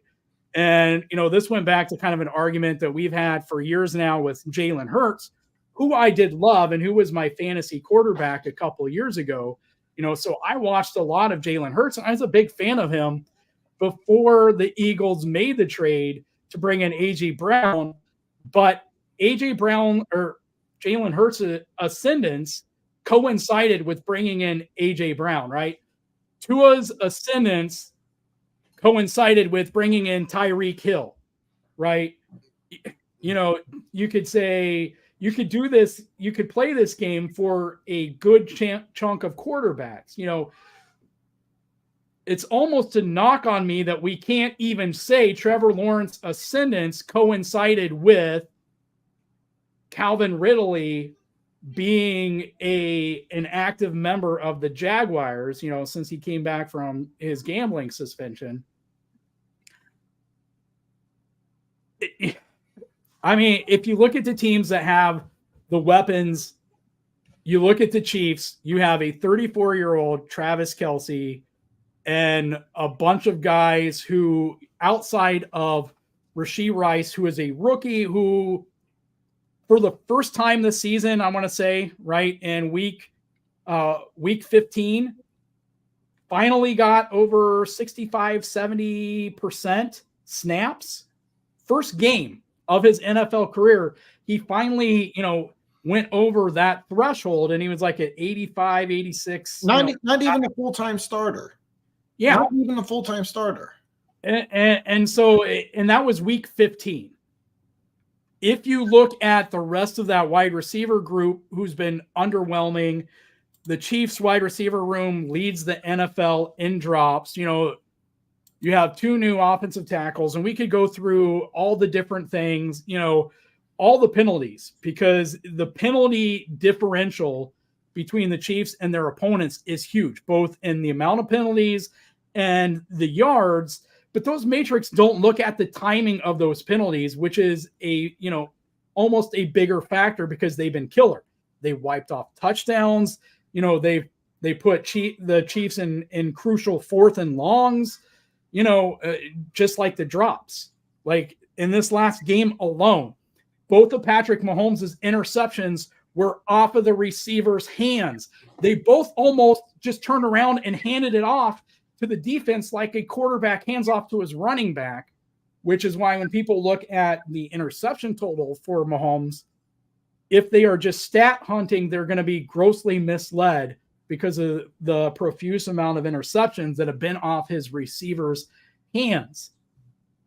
So that's why I would go with Patrick Mahomes and the Chiefs, because the Chiefs are still 9-5 despite all of these, and every single loss but the Broncos loss, it was, you have a 1-point loss, you have a 3 or 4 point loss, a 3-point loss. You have all these really close losses where the Chiefs, realistically should have won those games, including against Buffalo. And with the exception of the Broncos, who still could make the playoffs, it's been high quality, playoff teams that they've lost to. And even then, they're not really losing by much. And even then, if you watch the games, they've looked fairly dominant in those games. All of this without weapons. So, you have to put it in context. To answer the other question, in finishing my answer here, Brock Purdy is probably going to win the MVP, and everyone's going to get into their system quarterback arguments. Brock Purdy has, even with he had Deebo Samuel, all of last year, Brandon Ayuk, George Kittle, all the weapons they have there. And you add Christian McCaffrey at the trade deadline. They've had a whole offseason for Kyle Shanahan to dream up, how to use Christian McCaffrey. He just had his streak of consecutive games with a touchdown broken a week or 2 or 3 ago. Actually, I thought he still had it. I know he had 3 against the Cardinals. I thought the streak was still alive. No, he broke it. Remember, he made his comment. He made kind of a joking, passive aggressive comment about, he must be a bum because all the rest of his teammates scored a touchdown in that. It was like was it the Panthers or something? They scored like 35, 40 some points, and he made a joke about he must be a bum because the rest of his teammates scored a touchdown in that game and he didn't. And that was the end of his streak. Okay. Still a great season. Right. Yeah. A very team-oriented answer from him. But you cannot deny that the 49ers are stacked on offense. You can't deny that Kyle Shanahan's, system is great for quarterbacks. And people want to throw the same thing out about, Mahomes going to the Chiefs with Andy Reid, and they want to say, look at Alex Smith, but they don't want to look deeper at what that offense was with Alex Smith. But yeah, I think it's going to be Purdy, but if you look at the weapons on most of the other guys, right? Mm-hmm. If you want to look at Dak Prescott, and the Cowboys, you want to look at Tua with the Dolphins, like the weapons are there. You want to look at Hurts with the Eagles, right? They have Swift at running back. They have A.J. Brown and Devontae Smith. Like they have 2 legitimate number 1 wide receivers. Even the Bengals had, with Jamar Chase and T. Higgins and Tyler Boyd, we see what they're doing with Browning there, which when something like that happens, you have to legitimately pause. Justin Herbert had, when they were healthy, both Keenan Allen and Mike Williams. And you can go on and look at a lot of these teams and the weapons that their quarterbacks had. Some of them didn't have great seasons until they got that extra weapon. And, I think either you or Gooch, someone was talking about, look at Allen's seasons before the Bills went out and got Stephon Diggs. Yeah. Right. He was a below average quarterback. He really was. His first 2 years in the league, below average quarterback. And that's not the look at the numbers, but watch the play. Below average. Part of that stable, and I think he did a great job as offensive coordinator too. But yeah, you're 100% correct. And I want to touch base on this because there may be some people watching this and saying, "Oh, these are a couple Chiefs homers." But I'm going to read the stat line here. If you didn't watch the game, both interceptions were the wide receiver's fault. One of them, it's a rookie. It's a rookie out of Sacramento State who's a player I really liked coming into the draft. One of these new hybrid safety linebackers. They play safety in college. They're turned into a linebacker in the NFL. And these are new type of defensive players that are designed for tight ends like, Travis Kelce and Laporta in Detroit. And Blake Bell simply turned around and was like leaning backwards. If he takes a step forward, he makes that reception. It was a good defensive play. But Blake Bell, all he had to do is just literally, when the ball's coming towards you, what do? You attack the ball, not fall backwards, and that's what he did. Kadarius Toney, I had a brain freeze for a second. Kadarius Toney, baby, literally dropped the ball. The ball was literally in his hands. This is the 4th or 5th time this year where the ball's been in his hands, and he drops it. So both receptions were not. So if you're looking at this stat line, I'm going to read this. 27 out of 37, 305, 2 touchdowns, but 2 interceptions. It's a QBR of 60.0, a rating of 92.7. It's not that good.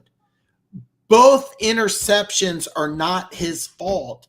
This stat line could easily be 29 out of 37. I'm going to say 320, but it was more than 15 yards. What if this was 29 out of 37 for 320, 2 touchdowns, no interceptions? That's an A+ game. That's an MVP caliber game. Instead, we're looking at this and we're going, this is not a good game. 27. This is not a good game. Listen to the stat line. 27 out of 37, 305, 2 touchdowns, 2 interceptions. Ask a Jets fan how they would feel about a stat line like this. Ask a team with a struggling quarterback, and they would love to have a stat line that this is a bad game. Patrick Mahomes is the best player in football. He's not going to win MVP. He's just not. Whoever wins MVP is not as good. One thing I'll throw out there, and I have it somewhere, the visual for this, but EPA, the Chiefs' offensive EPA this year is nearly identical to what it was in 2021. Really? Chiefs had Tyreek Hill in 2021. They had a 32-year-old Travis Kelce instead of a 34-year-old Travis Kelce in 2021. They had Eric Bieniemy as the offensive coordinator. For those who want to blame Matt Nagy, they had it's nearly identical expected points added between this season and 2 seasons ago. And if you give me a second, I might be able to pull it up here so people can see it. But yeah, I mean, and to me that, because we've already talked about the weapons and the change in the weapons, right? So to me, that's a huge, huge thing, that you can still have your offense can still look like that, even though you have that big of a change, all these changes, it's hard to say new offensive coordinator, but a change, back to an old offensive coordinator, and you lose the weapons that you lost. Let me see. I don't know if I can pull it up here.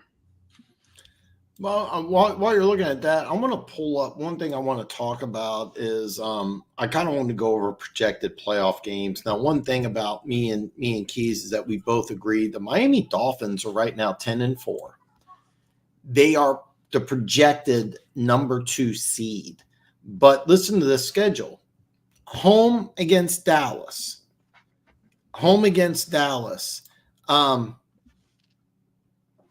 At Baltimore. Home against Buffalo. There's a very good chance that they could lose all 3 of these games. But Keys, break this down a little bit for us. Patrick Mahomes EPA play by season. Right. EPA is expected points per added. All right. So EPA per play. So expected points added per play, right? That's the value that Patrick Mahomes is adding to his team's chances to score a point on a given play.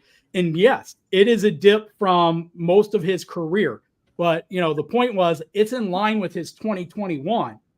It's nearly identical with a hell of a lot of losses and much worse wide receiver play, right? Because 2021, again, that was Tyreek Hill's last season in Kansas City, and he had his most targets, of his career in 2021.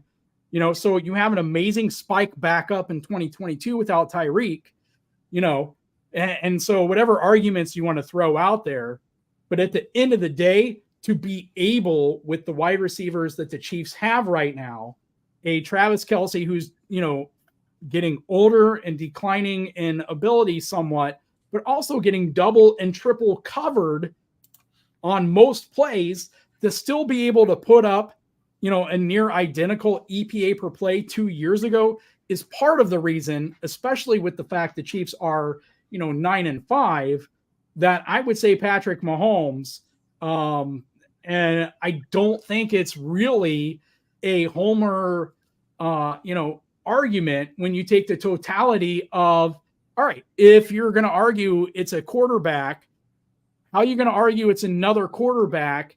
And, like, for instance, for a lot of the season, people had both Tua and Tyreek Hill in their top 5 MVP. That goes against what a dang MVP is. You can't have two guys. I had Tyreek Hill as MVP for almost the whole season. But you can't have two guys from the same team in your top 3 or top 5, because one of them has to be the most important. And if two of those guys are in the same conversation, right, unless you're saying, well, we don't know which one it is, well, okay, you got to have a way to figure that out, because it can't be, both of them can't be the most important player on the team and be the league-wide MVP if you're not even sure which one of those two it is. That's a great point. That's a great point. And if you look here, the EPA is almost the same. It's still very high. And when you talk about MVP, how important is the player? Well, I mean, if you look at who are the MVP candidates, if you take a look at Tua or Tyreek Hill, you could take one of those guys away, and Miami still has a pretty good team. You take Brock Purdy or Christian McCaffrey away, they still have a pretty good team. You take Patrick Mahomes away from the Chiefs, are they anywhere close to 9-5? And the answer is no. Even with the good defense. Close. Not even close. And so, like, even though we sound like maybe some Chiefs homers that Patrick Mahomes really should be MVP, whoever you think the MVP is, are they better than Patrick Mahomes? And to be honest with you, the answer is no. I've changed my MVP vote as of right now, and this has a lot to do with us disagreeing about Christmas night. But do watch my picks video. It's fantastic. I have Baltimore in an upset. And if Baltimore beats San Francisco and Lamar Jackson has a big game, I would have Lamar Jackson as my MVP. So here's kind of my point. Let's say Lamar Jackson wins the next 3 games. He goes 4,000 and 1,000. Let's just have some fun. If he goes 4,000, 1,000, he's going to win MVP. Is that fair? Yeah, I think so. Well, okay, so let's take a step further. Let's say they win the next 3 games and he goes 4,000 and 1,000. That's pretty much a lock for MVP. That's pretty fair, right? Probably, yeah. All right. So who do you trust to win a playoff game more, Patrick Mahomes or Lamar Jackson? Well, we haven't really seen it from Lamar. So if you're going with trust, I mean, you have to go with Patrick Mahomes. There you go. I mean, he has the experience, right? He not only has a higher number, but he's only lost 3 playoff games? 3? Is it 3? I think you're right. I think it's 3, as the Super Bowl loss, the Bengals loss, and I know there's one other one. Was the Patriots loss? Patriots, yes, Patriots, AFC. Yeah, so 3 playoff losses, and Lamar Jackson is the losing record. Yeah, so I mean, yeah, and 2 of those were to Tom Brady. Yeah, right. No shame in that. No shame in that. And one was to a system quarterback, as Keys would say. Because Keys is quoted by saying Joe Burrow was just a system quarterback. I wanted to go over playoffs, but the thing is that I didn't realize that the playoff picture is still so much in flux, because right now Miami's the 2 seed, and there's a very good chance that next week we're looking at. Actually, there's a very good chance that Miami can go from being the 2 seed in a couple of weeks. They may not even be a playoff team. So, I mean, I kind of did want to talk about the playoffs a little bit, but the playoff picture is just very, very murky. But I do want to go over this just a little bit. So just keep in mind what things are now and what things are in a couple of weeks from now. Could be two separate and different things, but I kind of will just touch base on this real fast. Don't forget to hit the like. Oh, thanks, Keys, for reminding me. Don't forget to hit the like, subscribe, and if you haven't subscribed to my OnlyFans, the premium packet's $99.99. It's a great deal. And share the channel with a friend. Dan is all that. I am all about sharing, and even though I don't have a link in it, do subscribe to the Back Talk Brothers. It's a great channel. I really like their live stream. Even though I work tomorrow night, I do love it when I get the opportunity to come on. And by the way, I should have said something before I promoted it. You are going on tomorrow night, am I correct? Oh yeah, absolutely. All right, 7:30 Central Standard Time. Check out the Back Talk Brothers. They're going to be live. It's going to be a great show. It's kind of cool because, like, you know, they had the wives on, which I really got a kick out of. I love seeing Gooch on the air. I love seeing Aaron, but you know, it's a great time. You never know who's going to be on and who isn't going to be on. It's kind of the fun of it. For me, it's fun. It's fun because I may get all three. I may get two. I may get the girls on. It gets a little crazy. Should I do an OnlyFans cooking? Oh my God. I do say anything goes, and Hannah's bringing it. Hannah, you are the star of the show. You are the MVP of this show. So fantastic. Great job. But let's do this. Just keep in mind, there's a very good chance that Miami goes from what is currently the 2 seed to not even in the playoffs. But I think these playoff games, if the playoffs were to start today, here's how this would work. Baltimore would get the bye. Miami would host the Indianapolis Colts. And for me, this is just a really fun game because I'm looking at Jonathan Taylor being healthy. I'm looking at Zach Moss being healthy, right? Speed versus power, even though Jonathan Taylor is a home run threat. But that's kind of what I'm looking at, a team that's going to run the ball, play the old school, speed kills, fancy. It's really not a new school. Fun game. This is a game I think would be a lot of fun, and I don't want to see it, but Chiefs hosting Bengals in a wild card round. How great would that be for NFL fans? And finally, I think the biggest toss-up would be Jacksonville, Cleveland. So just let's start here. Just real thoughts here. Jacksonville, Cleveland, wild card weekend. Keys, like just quick thoughts. Yeah, I would still probably take, assuming that Trevor Lawrence continues to get healthy.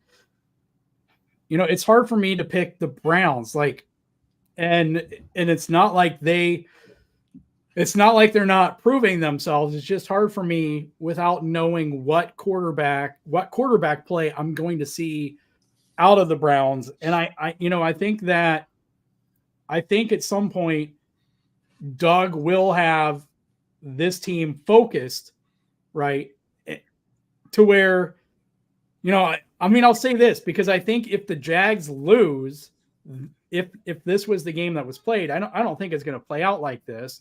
But if this was the game that, was played, I think Doug only has like one more season where this can happen and he keeps his job. Like, he's got to start winning playoff games, whether, this year or next year. It's got to start happening, unless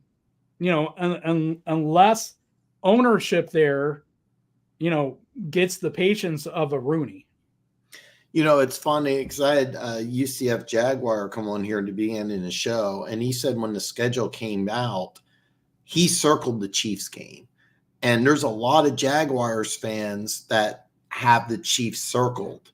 So if you can't even get to the Chiefs in the playoffs, that could be a legitimate problem, especially when you have a team that's loaded with talent on both sides of the ball and they aren't getting it done. That's an interesting point. As a Chiefs fan, now let's take Buffalo out and let's take Miami out because there's a chance these two could be flipped, all right? Is there a team – actually, forget that. Leave Miami, leave Buffalo in there. Is there a team that you don't want to play that you would not – how do I word this? Right now it's Chiefs-Bengals. Right. Is there a team that scares you more than the Bengals in the wild card round? As it currently is, or what I think it'll be? As what you think it will be. Right. So here's the way that it is based on my projections. Ravens stay as the 1. The Chiefs would move up to the number 2. Then you would have the Bills would take over the AFC East and would be the number 3. Right. So Chiefs are 2, Bills are 3. And then so that would make the Browns number 5. Yeah, the Browns would stay 5. Well, let me do this here though. Dolphins would be that you don't want to see. What's the team that you would least likely want to see as a Chiefs fan in the wild card round? You know, it's a hard one because I would say you go back to Bengals and Bills. But you know, it's hard because the Bengals have more offensive weapons, yet Josh Allen is a much bigger weapon by himself, you know, than even Burrow was.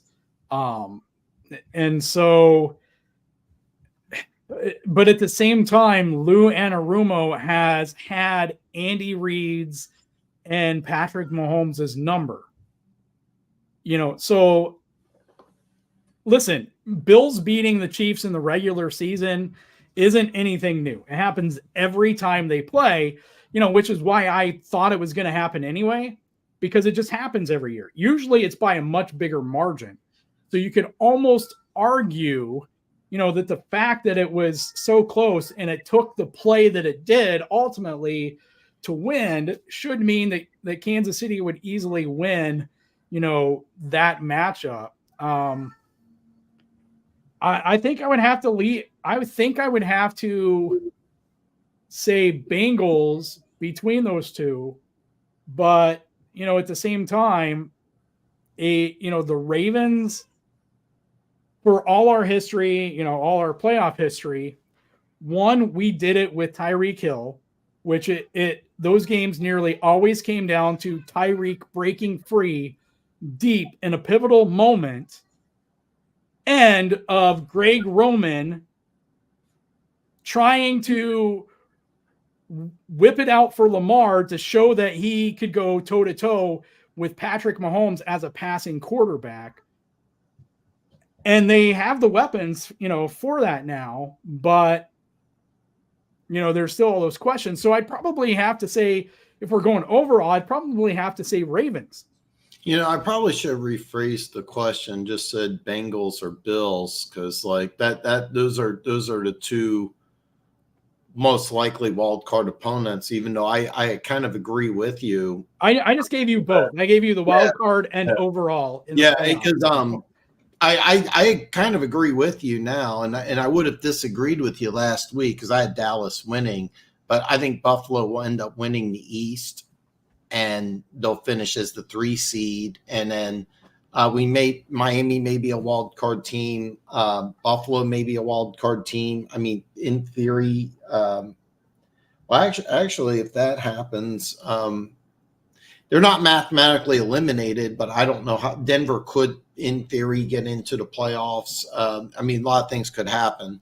Let's switch gears and go NFC here. The way the playoffs work right now, San Francisco gets a bye. I think this is a fun game. Dallas against LA. Now, it is in Dallas, But out of all the teams Dallas could play in opening round, I really think this is an underrated game because I could see the Rams really causing some problems for Dallas. Now, I know that by the way, these two played in the regular season. If I remember correctly, I think it was 43-29. Dallas won by a couple touchdowns. I may have the score completely wrong, but in the playoffs, you have Cup healthy. Stafford, I got knocked out of the game. Nakudo, baby. Aaron Donald. You got a team that's got a I think a better coach. You love that head coach quarterback combo. I mean, Stafford and 155 into the show, and I have a complete Sean McVay. Yeah. So Stafford, McVay, Prescott, McCarthy. I mean, that's a pretty close matchup. I can make an argument for both. I really can. So I mean, like, yeah, Dallas is going to be favored, but the Rams are not really the team that you want to see in the playoffs. Am I right here, or am I just, is Dallas win by a couple touchdowns? Well, they won. It was like 43-20 the last time. Okay, it was I got 43 right, so I was like 75% right. I think the big thing is Dallas plays good at home. Yeah. The Rams have some weapons, but I don't think they can stack up with, against Dallas's defense. So, is McVay and Stafford a better combo? I would say yes. I don't have a lot of faith in either McCarthy or Dak. But I think overall it's still hard for me to see, unless Dallas has another loss like the Bills loss in one of these last three games. It's just really hard for me to see that the Rams would be able to beat Dallas in Dallas. So if this playoff game happens, Keys is on record, bet your life savings on Dallas to win by several touchdowns.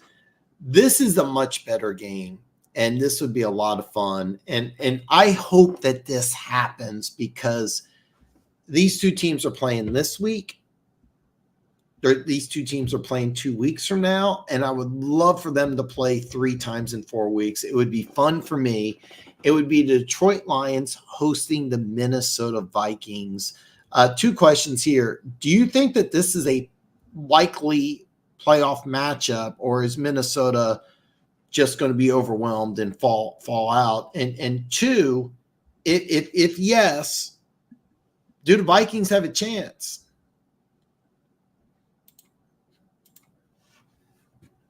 So I do not have the Vikings making the playoffs.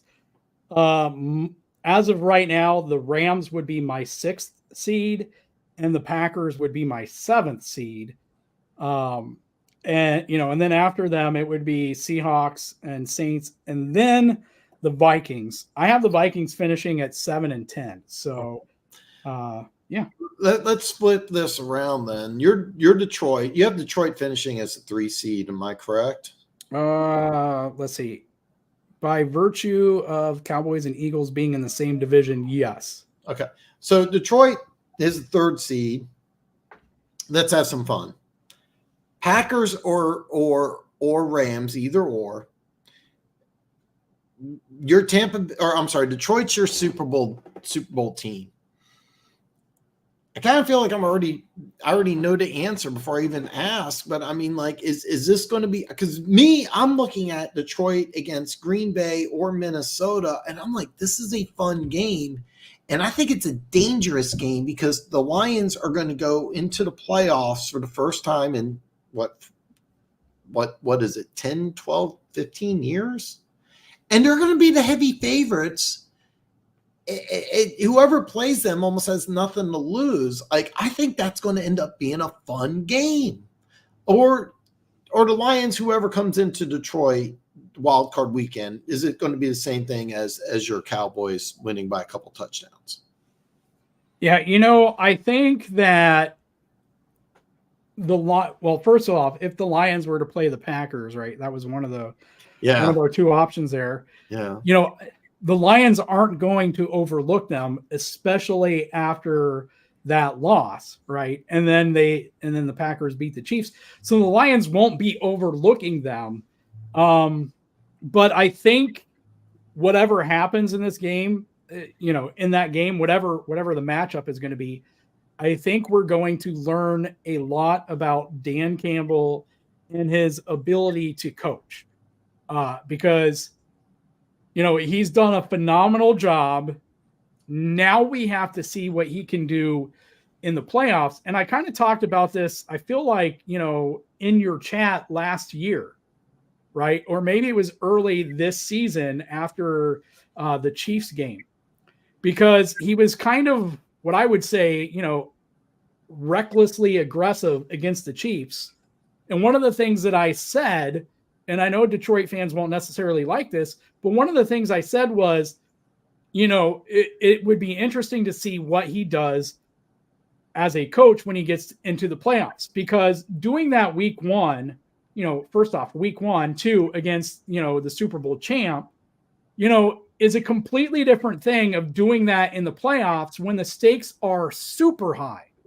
So I'm really interested in whatever playoff game they have, because we should be learning something about Dan Campbell.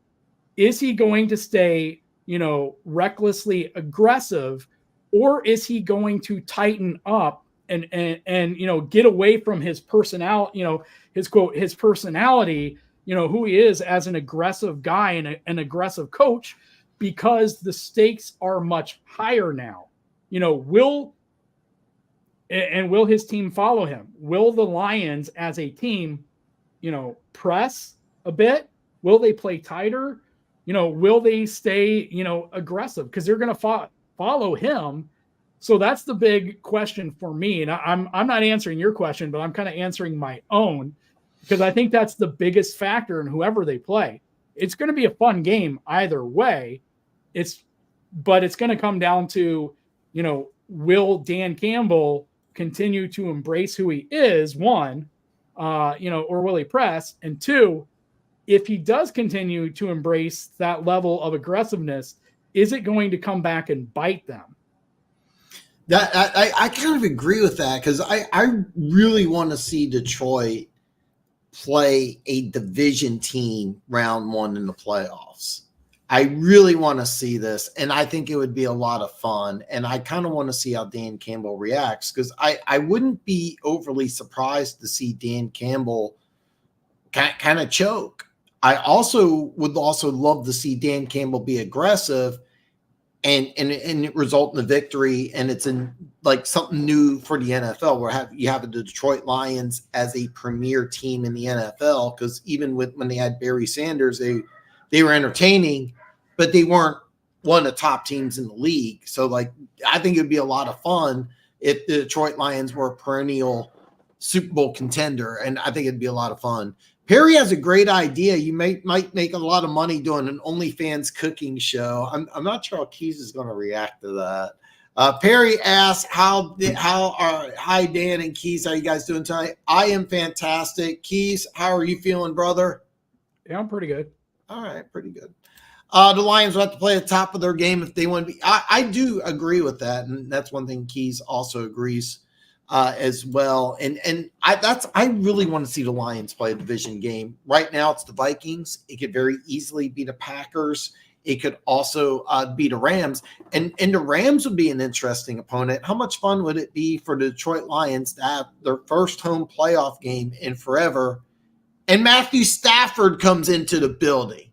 How much fun would that be? Why didn't I think about that? I mean, so it looks like it could be a lot of fun for Lions fans that week, and that might be the game that's the most entertaining. You know what I think is funny here is all the Aaron and Glenn talk, and anybody remember what the crew was talking about pre-game of the Lions and the Broncos?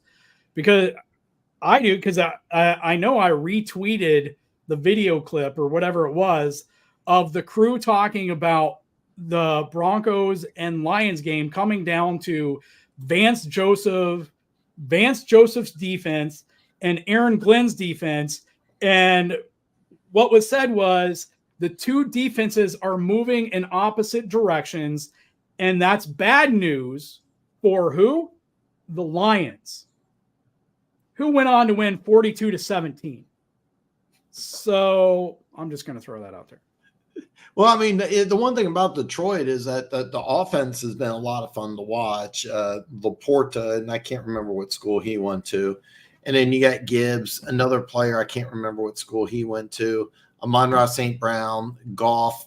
I think, I mean, they got, but the defense has been kind of off balance and kind of an issue. And that's why I've always felt like in the NFC, you have two tiers. I think you have the Super Bowl tier, and then you have the second tier. And I've been having the Lions on that second tier for a very, very long time. Gooch has a comment. I have a cute butt. So man, when I say anything goes, this is what we got here. OnlyFans cooking shows, Gooch showing off his Taylor Swift thong. I mean, that I got, I do say anything goes. You never know what's going to happen on this show. There's always craziness. Perry says, I think the Rams could be a matchup problem for us. Absolutely, they could be. All these teams are matchup problems for you. Minnesota would be a problem. Green Bay beat you guys on Thanksgiving in Detroit. That's a problem. The Rams, Stafford and Goff against their former teams. Great television. The script writers do a fantastic job here. Of course it would be a matchup problem. It would be a fun game and an entertaining game. So like the Lions game, I'm really excited because it looks like it could be Vikings. It looks like it could be Rams. It could be Minnesota. I mean, it's going to be fun. It's going to be fun. The Lions in the playoffs, hosting a playoff game, it's going to be a lot of fun. And unless Detroit goes 0-3, it's going to happen. Yeah, I could be wrong because I've been wrong before. I've been wrong before every week on something. So, and that's just everybody, unless you're the script writers or someone who's seen the scripts. I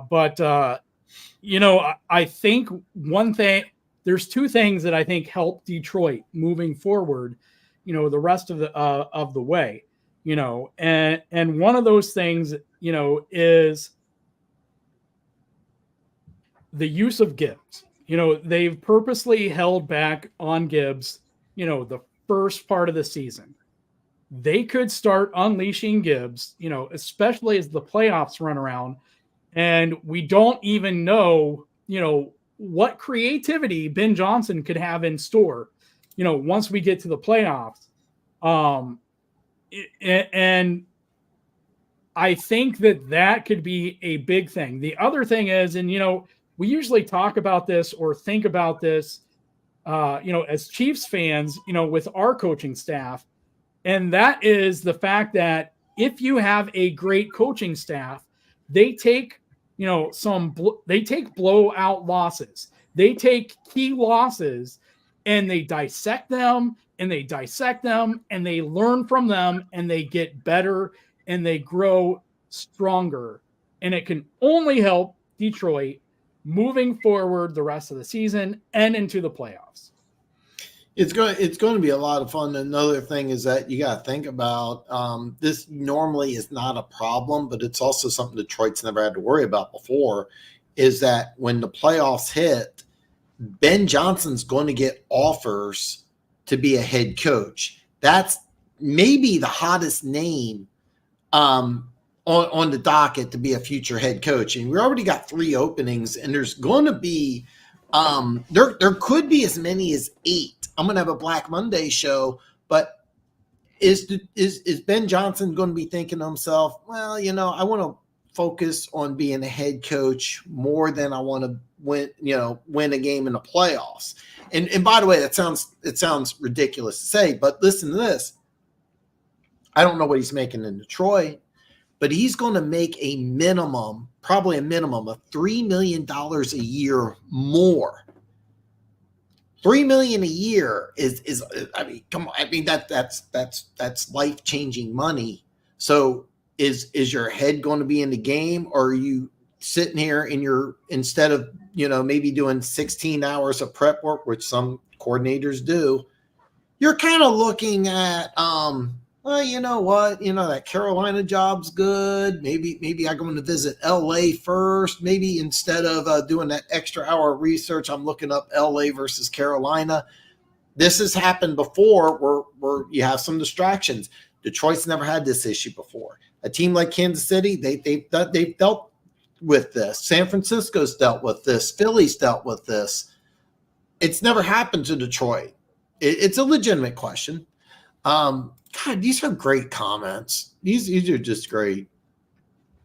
If AG can get the defense playing consistently, I think we can win a game. That's the whole thing, is that, yes, if the defense plays good, you guys are going to win that game. So,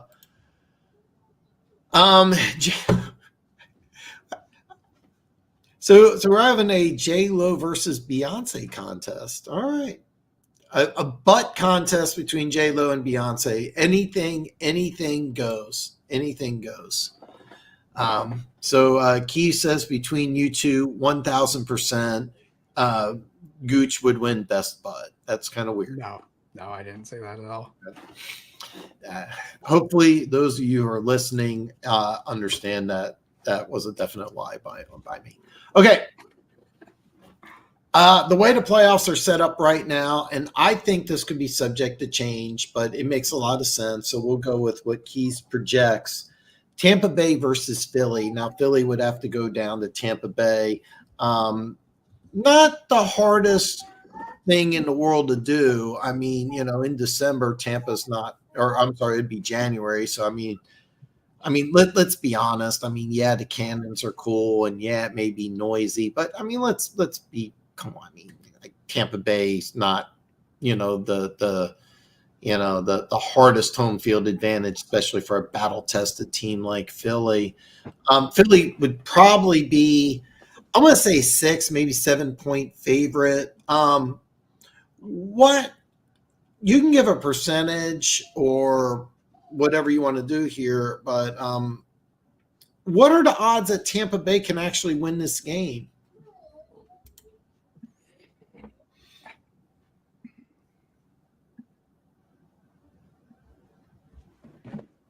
That's I gave you a tough one, man. I gave you I don't want to be disrespectful and say like 0%. I'm if you want, I mean, like, is there any chance that Tampa can beat a team like Philly in the playoffs? I mean, I'm kind of with you that it's a low percentage. I mean, is like, I'm trying to get you to kind of argue and make a case for Tampa, but I have a hard time seeing it unless, I mean, if you got to have 3 or 4 turnovers maybe by Philly, or I mean, am I out of line?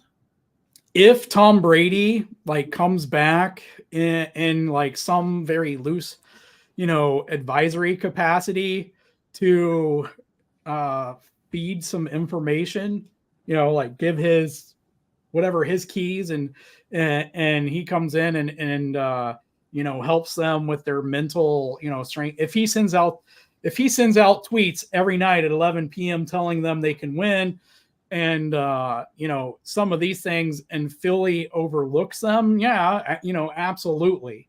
Again, it's hard because Philly has a new offensive coordinator and a new defensive coordinator. They have a lot of talent, but the cohesiveness still is not there yet. So yeah, it could happen. You can take out Tampa Bay has, good cornerbacks. They still have a good chunk of their Super Bowl, defense there. It could happen. Absolutely. It could happen. I don't think it'll happen. I would say maybe 15, 20%, but again, and I say it kind of jokingly, but if Tom Brady, whatever, for whatever reason, cared about the Bucs and did come in and help them in any capacity, I think that could get you between up to 40 or 50% maybe.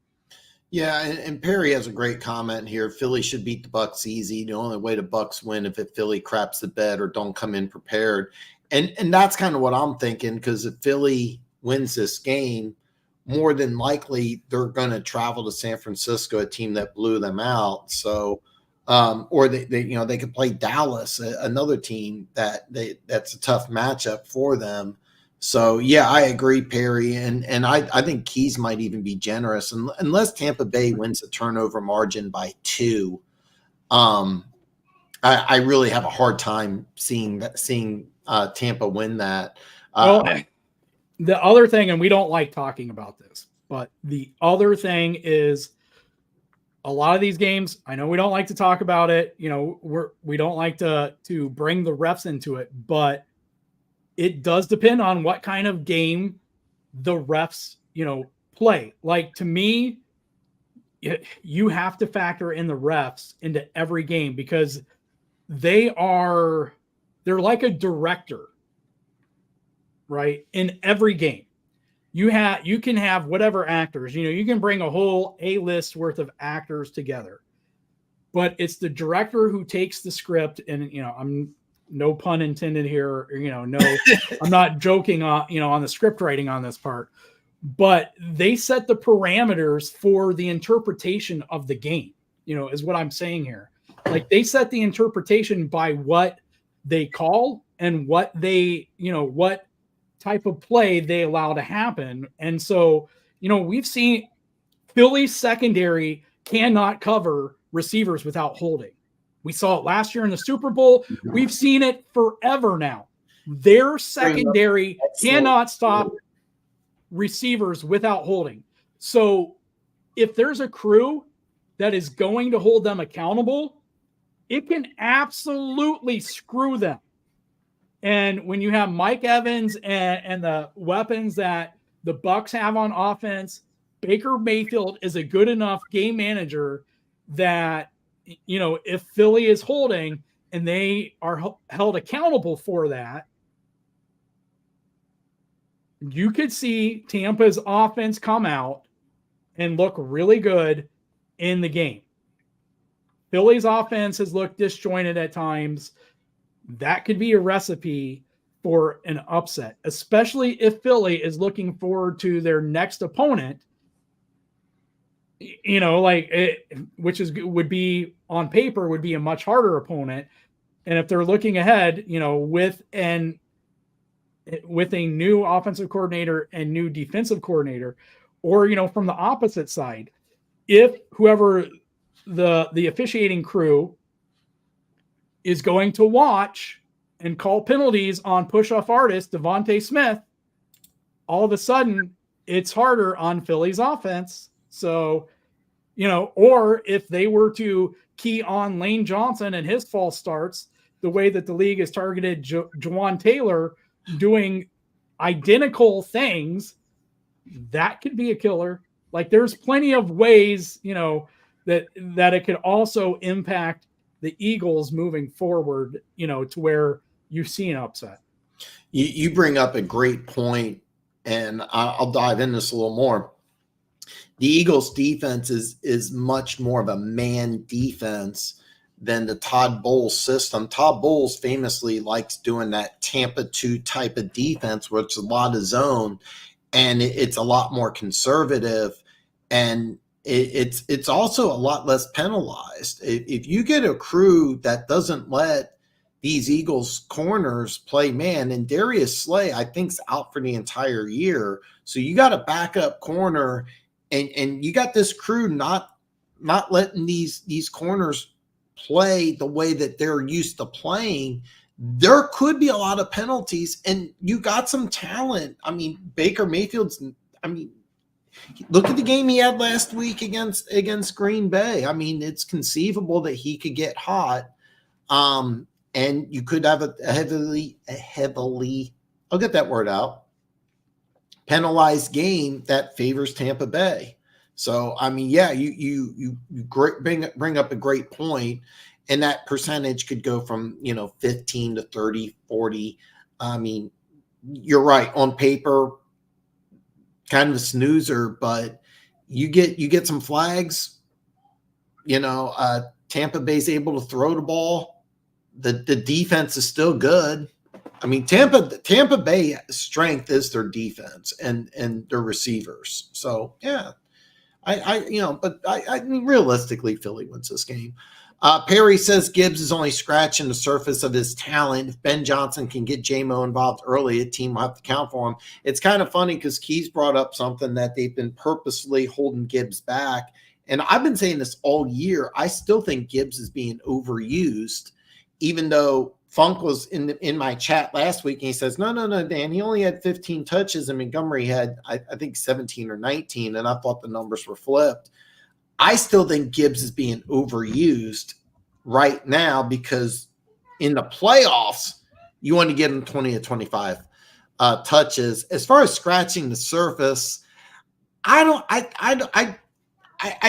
know how much more you really want of Gibbs. I mean, what I'm seeing right now is a really explosive player. I mean, didn't he have 100 yards rushing last week against Denver, which had a pretty good defense after they gave up 400 to Miami? So, I mean, I don't know if I would say scratching the surface. I think you're seeing what you should see. I don't think that there's much more that you're going to get out of Gibbs. I don't think this is a 300 to 400 touch guy. Am I wrong here, Keys? Am I down? Am I not giving Gibbs enough credit? Well, I do think we're going to see more out of him. We didn't see much in the receiving game, and maybe that's kind of what Perry's talking about. He had 2 receptions. He had 11 carries and 2 receptions, so that's 13 touches. That's right where you would like him to be. I think I was 15. My mistake. Yeah, but still, it's a low number. Yeah, one of the things I think I said a few weeks ago. Like, to me, it's more about both the impact of the touches he gets and the impact he takes from those touches. If he gets 15.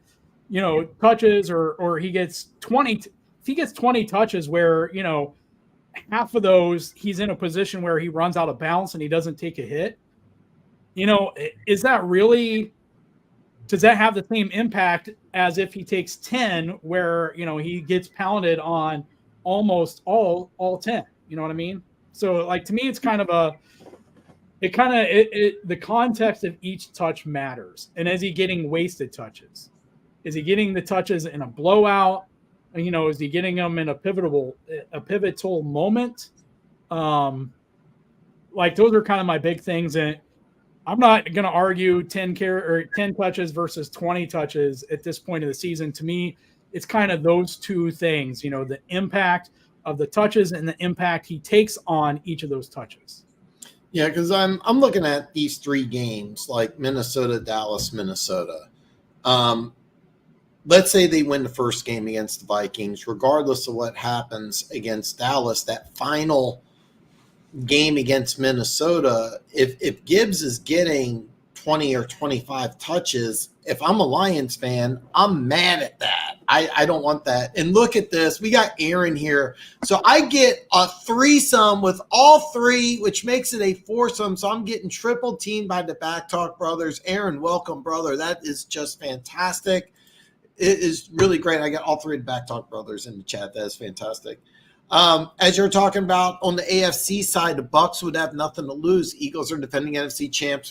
You got a great point, Keys. This is a fantastic point. Is that you have a Super Bowl hangover. Darius Slay, your best corner. I mean, there's a lot of things. There is a lot of things that could happen, but. Out of all those games in the NFC, I'm kind of least excited about Tampa Bay and Philly, to be honest. How do you feel?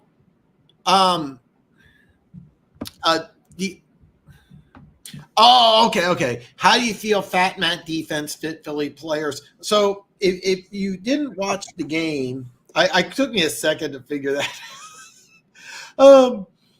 So here's the deal. I think Matt Patricia did just fine. I think the adjustment worked. And you're going to say, Dan, they lost the game on a 92-yard touchdown drive with 2 minutes left by backup quarterback. Yeah. They also had a couple plays that I don't like that. Well, there's a 13% chance. I don't like that at all. Those are two great plays. DK Metcalf had this amazing reception where he was double teamed, and Jackson Smith and Jigba had this over the shoulder catch where Bradbury was like a half a step behind him. That was just a phenomenal throw by a guy that I think could start for a dozen teams in Drew Lock. I went to the same high school, Drew Lock, so I like Drew Lock. I think it's just fine. I really think it's just fine. I think Philly will be fine going forward. Me and Keith both agree that they probably win their next 3 games pretty easily. So I think it's just fine. I really do. And Sean Dessie, even though he got quote unquote demoted, there's a very good chance that there's just a matter of time before he becomes an NFL head coach. Maybe 2 or 3 years down the line, but he will be an NFL head coach sooner or later. Matt Patricia will not be an NFL head coach anytime soon.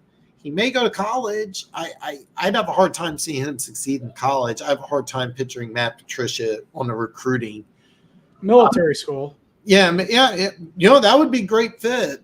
You remember Bob Sutton? He coached 9 years at Army, and he had a winning record at Army. So, I mean, maybe the Naval Academy, but I think just fine, to be honest with you. Keys, what are your thoughts? Matt Patricia defense fits Philly. I mean, I guess my question is it Matt Patricia's defense? Because I've seen 2 different reports, right? I've seen the one report that basically said that he was the new defensive coordinator, but I also saw one that said he's not the new defensive coordinator. All that happened was Sean Dessie, or however you say his last name, was moving to the box, and Patricia was just going to be the one on the sideline calling in the plays. So the idea being that he needs to be up in the box to see everything, assumingly to make better adjustments or easier adjustments or whatever. That everything else is the same. It's just Patricia calling in the plays. And so I'm confused right now of which report, is right. I think that in a way it would take a lot of extenuating circumstances for the Eagles to make such a move.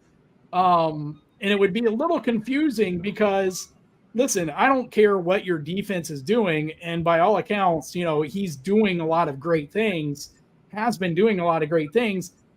Your offense still has to be scoring, right? And even with Shane Steichen last year, right? Shane Steichen and Pew in there. The Eagles scored 7-8 points in the second half of the Super Bowl when the Chiefs came back to win. So it was both sides of the ball that contributed to the Eagles losing that game, right? It was the offense stopped scoring, the defense stopping scoring. And so I would say it's the same thing this year. So the bigger issue is Nick Sirianni as the head coach is an offensive guy. So why isn't the offense, why would you make this move on defense if the move was made without making a similar move on offense where maybe Sirianni starts taking a more active role in the offense that to me looks very juvenile? Like I see that being a bigger issue than the defense, to be honest, because we've already seen what Jalen Hurts and that offense can do. Like, it's not like the Chiefs with a bunch of young receivers here. Why would the offense look so different and so juvenile with essentially the exact same offense coming back from last year? So that's kind of my thing, because I don't know who's telling the truth. I saw both reports. It's like, who do I believe? at the end of the day, I kind of question would I even want Matt Patricia on the sideline talking to my guys. I would probably put him up in the box with him and have, somebody else on that defensive staff being the guy who's the one communicating. But Lions fans would know better than me. I don't think Matt Patricia is in any way a great communicator or a people person, that a player's coach, a rah-rah motivator guy, whatever, that I would even want him on the sideline, no matter which one of the reports is correct. Yeah, I'm kind of with you. I think if I was the Eagles, I'd flip them, and I would want Desi on the sidelines, and I would want Patricia in the booth. From what I've heard, I remember around the Six podcast, it was Bucky Brooks talked about a conversation he had with Matt Patricia, and he says the amount of football knowledge. And by the way, he has like he was going to work for NASA before he came. Like, this is a smart dude. Right. I think this is a guy, like, if you were to say, talk to me about X's and O's, Matt Patricia's probably your guy. Do I think he's a people person, a motivator? No, I don't see that. I'm with you because I've seen things both ways. My thought process is that this was kind of a story blown out of proportion, that Desi's still the guy. Patricia's just kind of relaying what Desi wants to do, and hopefully we're getting the last name right. I'm famous for butchering names, but Sean Desi is going. I'm letting you know right now, it may not be next year, especially with this weird story that's going on, but he will be an NFL head coach in the next couple of years. This is going to happen, and he's an excellent coach. And I think it'd be interesting to see what happens as him being an NFL head coach, but Patricia will not be a head coach. Perry asks who Kansas City will play in the playoffs. That's a very fluid situation. If the playoffs were to start today, it would be the Bengals.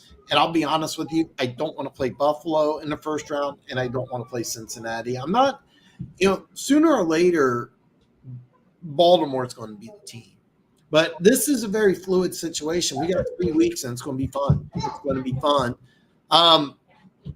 And by the way, yeah, and those are foursomes. Who wouldn't want a foursome with all three of the Backtalk brothers? Do you feel the Cowboys can win their first playoff game? Keys, if you missed it, Perry, Key said, bet your life savings on the Cowboys winning big that first game of the playoffs. And I kind of agree because, I think it's going to be a home game. They're just dominant at home, so the answer is yes. That's a great question. Is it Hannah with an H on the end, or is the H silent? Yes, it's an anagram. Is that the right word? Yeah, it is an anagram. Yeah. What do you think? Who do you think? Which team or teams could be upset if they get the wrong matchup? It's kind of funny because in the NFC, I'm looking at Detroit. I think Detroit could play a team like Green Bay or the Rams and be on the wrong side there. In the AFC, because the AFC is kind of fluid right now. Right now, Miami's the number 2 seed. I'm looking if the playoffs were to start today, Miami and Indianapolis. I think that's a fun matchup because I think Indianapolis would match up really well against Miami, and I think that would be a lot of fun.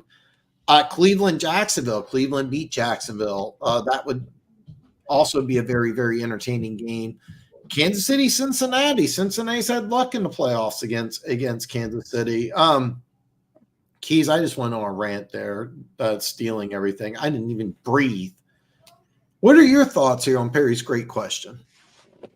I would just offer the generic anything can happen. So it could be any team, except for the Cowboys. Keys says bet your life savings on the Cowboys in the playoffs. I think the Cowboys can win their first playoff game. They either get off of – and by the way, they did the same thing last year. Remember, they went down to Tampa, Tom Brady's final game in the NFL one. I think it was 31-14. And then they played the 49ers at home the next week. And I joked around and said somebody's going to lose their job over that stupid play. And Kellen Moore did lose his job. So Who has the most pressure on them or him this year in the playoffs? That's a fantastic question. Keys, do you want to start?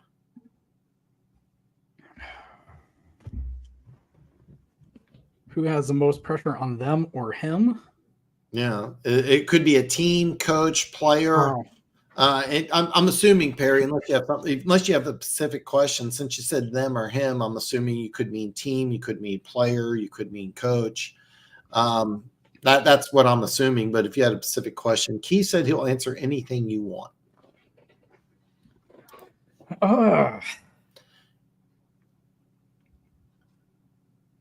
As far as him, I might. As far as coaches go of expected playoff teams, I would venture to say Mike McCarthy, because if Dallas had a first round exit, is Jerry Jones going to keep Mike McCarthy? Like, Jerry believes in the talent around him, on that team. And so if Mike McCarthy is gone, or, if he's gone in the first round, he might be gone, period. As a player, I don't know if there is one necessarily, other than the pressure that player might put on himself.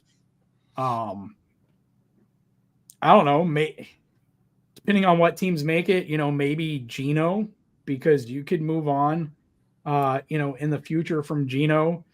You could say maybe Dak as well.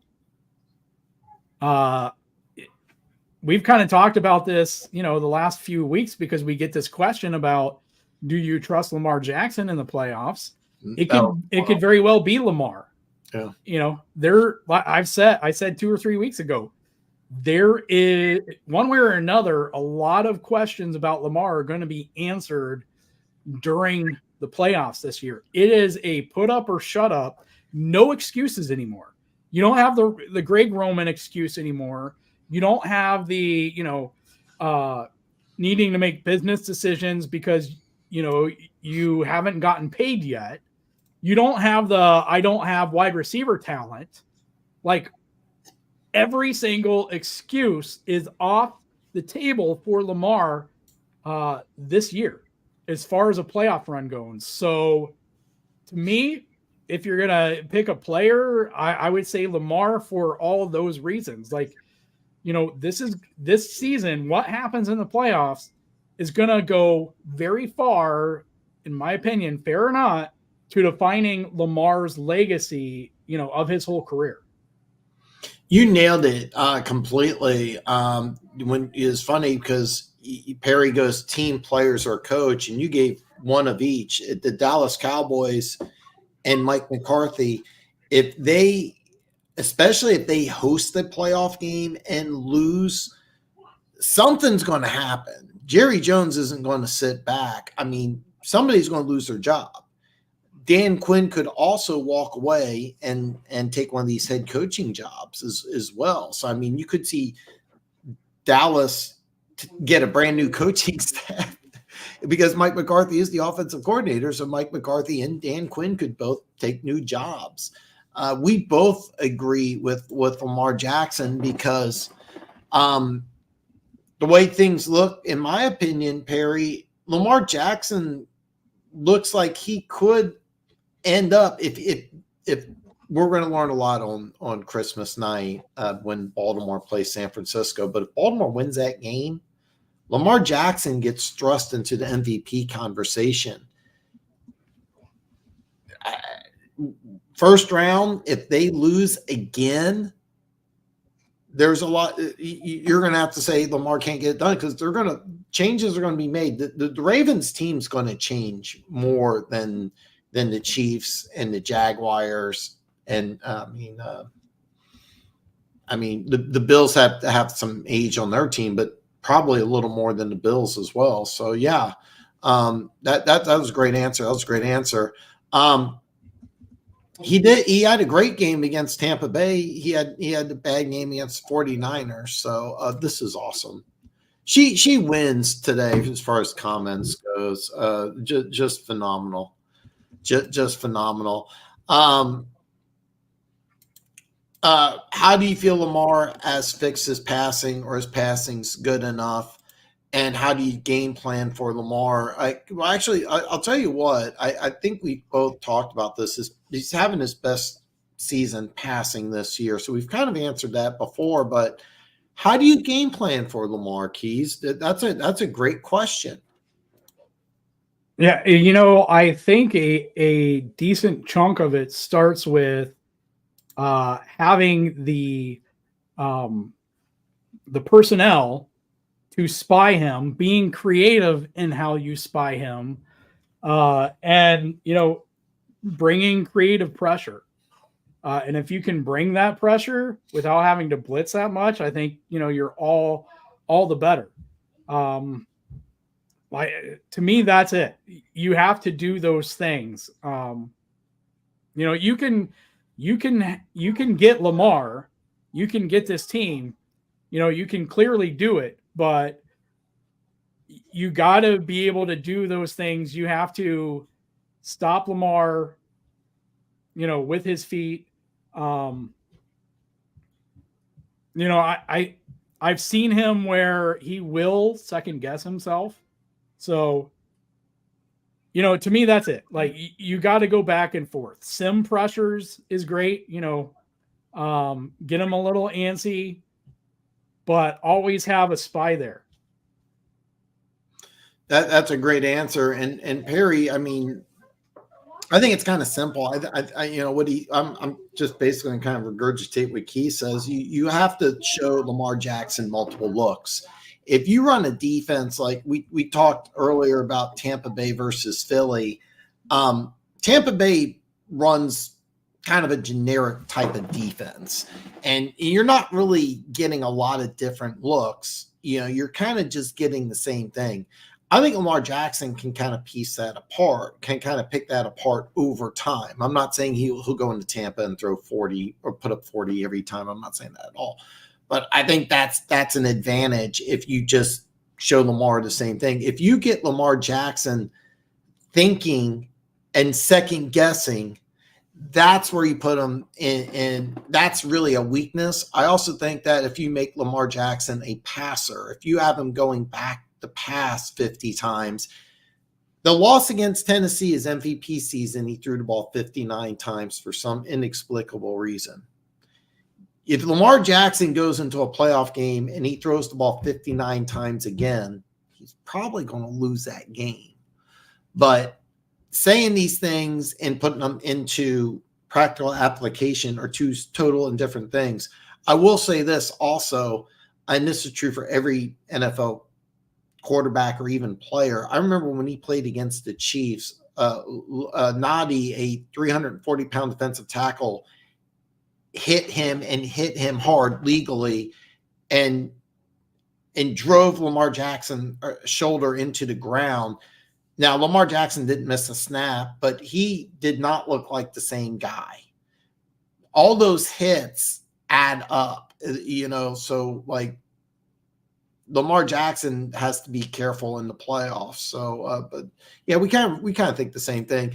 Keys brings up a great point. I didn't say a team, but I'd probably go with the Chiefs. Between fan pressure and pressure to keep ranks for Patrick Mahomes and Chase Brady, Andy's age, and perhaps Travis Kelce's last or second to last season, and Patrick Mahomes' best defense he's ever had, which will lose some pieces next year. Let's talk about that, because I said team and I said Dallas, and I didn't even think about the Chiefs having a lot of pressure this year to keep the dynasty going, and I should kind of regurgitate on that. I said regurgitate, but I'll talk about the pressure the Chiefs are on to win a Super Bowl this year. You're muted, Keys. I would basically be regurgitating what I already said in the comments there. I don't, I can't compare it to other fan bases, right? I'm sure that the pressure in Philly, is just maybe as strong, if not stronger, given that Philly lost in heartbreaking fashion last year. The city of Philadelphia is insane. I don't necessarily mean that in a good way. Their fans are notorious I suppose if you play for them and you're winning, you love it. Otherwise you lose, you hate it. Just as um, CJGJ, on his way out, trashed the city and the fan base. So there's that, and it's probably more likely that this is Jason Kelsey's last season than it is Travis's. So there very well could be more pressure, there. So you could say the Eagles, but if this is Travis's last season, and I think it's a different pressure for all the reasons I said, Chiefs fans, a lot of Chiefs fans have a lot of pressure because of the whole ring thing, so, whatever, it doesn't really affect the dynasty argument because you still have the longevity there. Right. And probably next year is when the Chiefs offense is going to take a huge jump up. So it's kind of going to be a thing that if the Chiefs somehow were to squeak by and steal at least another AFC championship this season, when this might be their actual rebuilding year, it might kind of be a scary thing for the rest of the AFC. But, again, it's still in a big way going to be a lost opportunity if they don't for all these guys. Andy Reid's going to be a year older. That's one less ring for him. One less ring for Travis, and it could be his last year. So I do think there's a lot of pressure there, internally, externally, all around. So, and if you get to the playoffs, you're doing so facing possibly a Bengals team without Joe Burrow, possibly, other teams that aren't themselves. If it was the Browns, the Browns without Deshaun Watson, it is a pretty ripe season, for the Ravens, the Dolphins, the Chiefs. If you want to finally throw in the Bills, you can throw in the Bills there especially with Burrow not being on the Bengals. And you don't know what the AFC West is going to be like next year. On the one hand, you could look at where Sean Payton's Broncos have came the last 6-8 weeks, but at the same time, you can't always assume that the height of a team at the end of the season is necessarily their floor the next season. But if I believed in Sean Payton, so I think that there would be a good foundation for next year. We've heard possible rumors of the Chargers bringing in Bill Belichick. So all of a sudden, there's that pressure. The AFC West could have a hell of a, trio or quartet of coaches. Yeah, you bring up a great point, and I'm an NFL history junkie, and it's really overlooked because Patriots had the longest streak of AFC or conference title games at home with 7. That's the longest streak in NFL history. The team before that had the longest was the Raiders with 5 that did that in the 70s. But the Chiefs have 5 straight, but it's directly off the heels of the Patriots having 7. So this is wildly overlooked as one of the greatest streaks and one of the Chiefs are a dynasty right now. This is a dynasty. How long are we going to have this last? What about Chris Jones? Chris Jones, is he coming back? Is he not coming back? L'Jarius Sneed, what's going to be his story? Perry brings up a good point. Peyton Manning only got 2 rings. He should have got more. Listen, if Tom Brady isn't the quarterback for New England, he probably gets 2 more. Keys, am I right? Am I just making that up? 2 more maybe without Brady? Am I being generous? That's a tough one.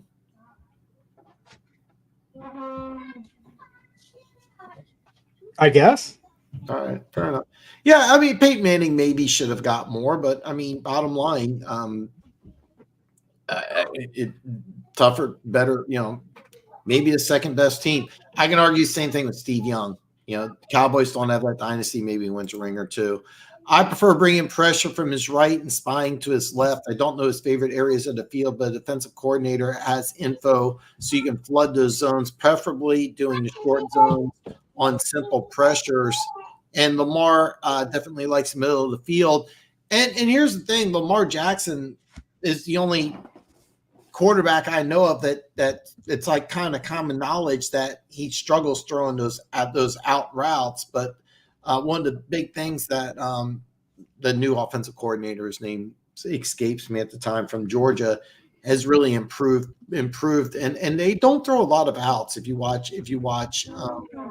the Ravens offense, they don't throw a lot of routes. A lot of out routes. They throw a lot of flags, dig routes, post routes, things like that. But yeah, Aaron's right. He definitely likes the middle of the field. Lamar is up there with Mahomes in drop passes by. Yeah, he is. I think Mahomes is a lot more drops, but Aaron asked a great question. Who do they throw to if Andrews out though? Well, they don't have really a number one guy. They got a bunch of receivers, I mean, Odell Beckham, when he's healthy, he's a really good player. Zay Flowers is a rookie I like. Rashad Bateman, I finally remember. Yeah, I was going to say, you remembered his name. I finally remember his name. Confetti should be falling from the sky. It's like 4 straight weeks. Number one pick out of Minnesota, and I loved him coming out of Minnesota. He's been constantly injured. He's a really good player. But bottom line, Aaron, it's really not. When it comes to the playoffs, he needs to have.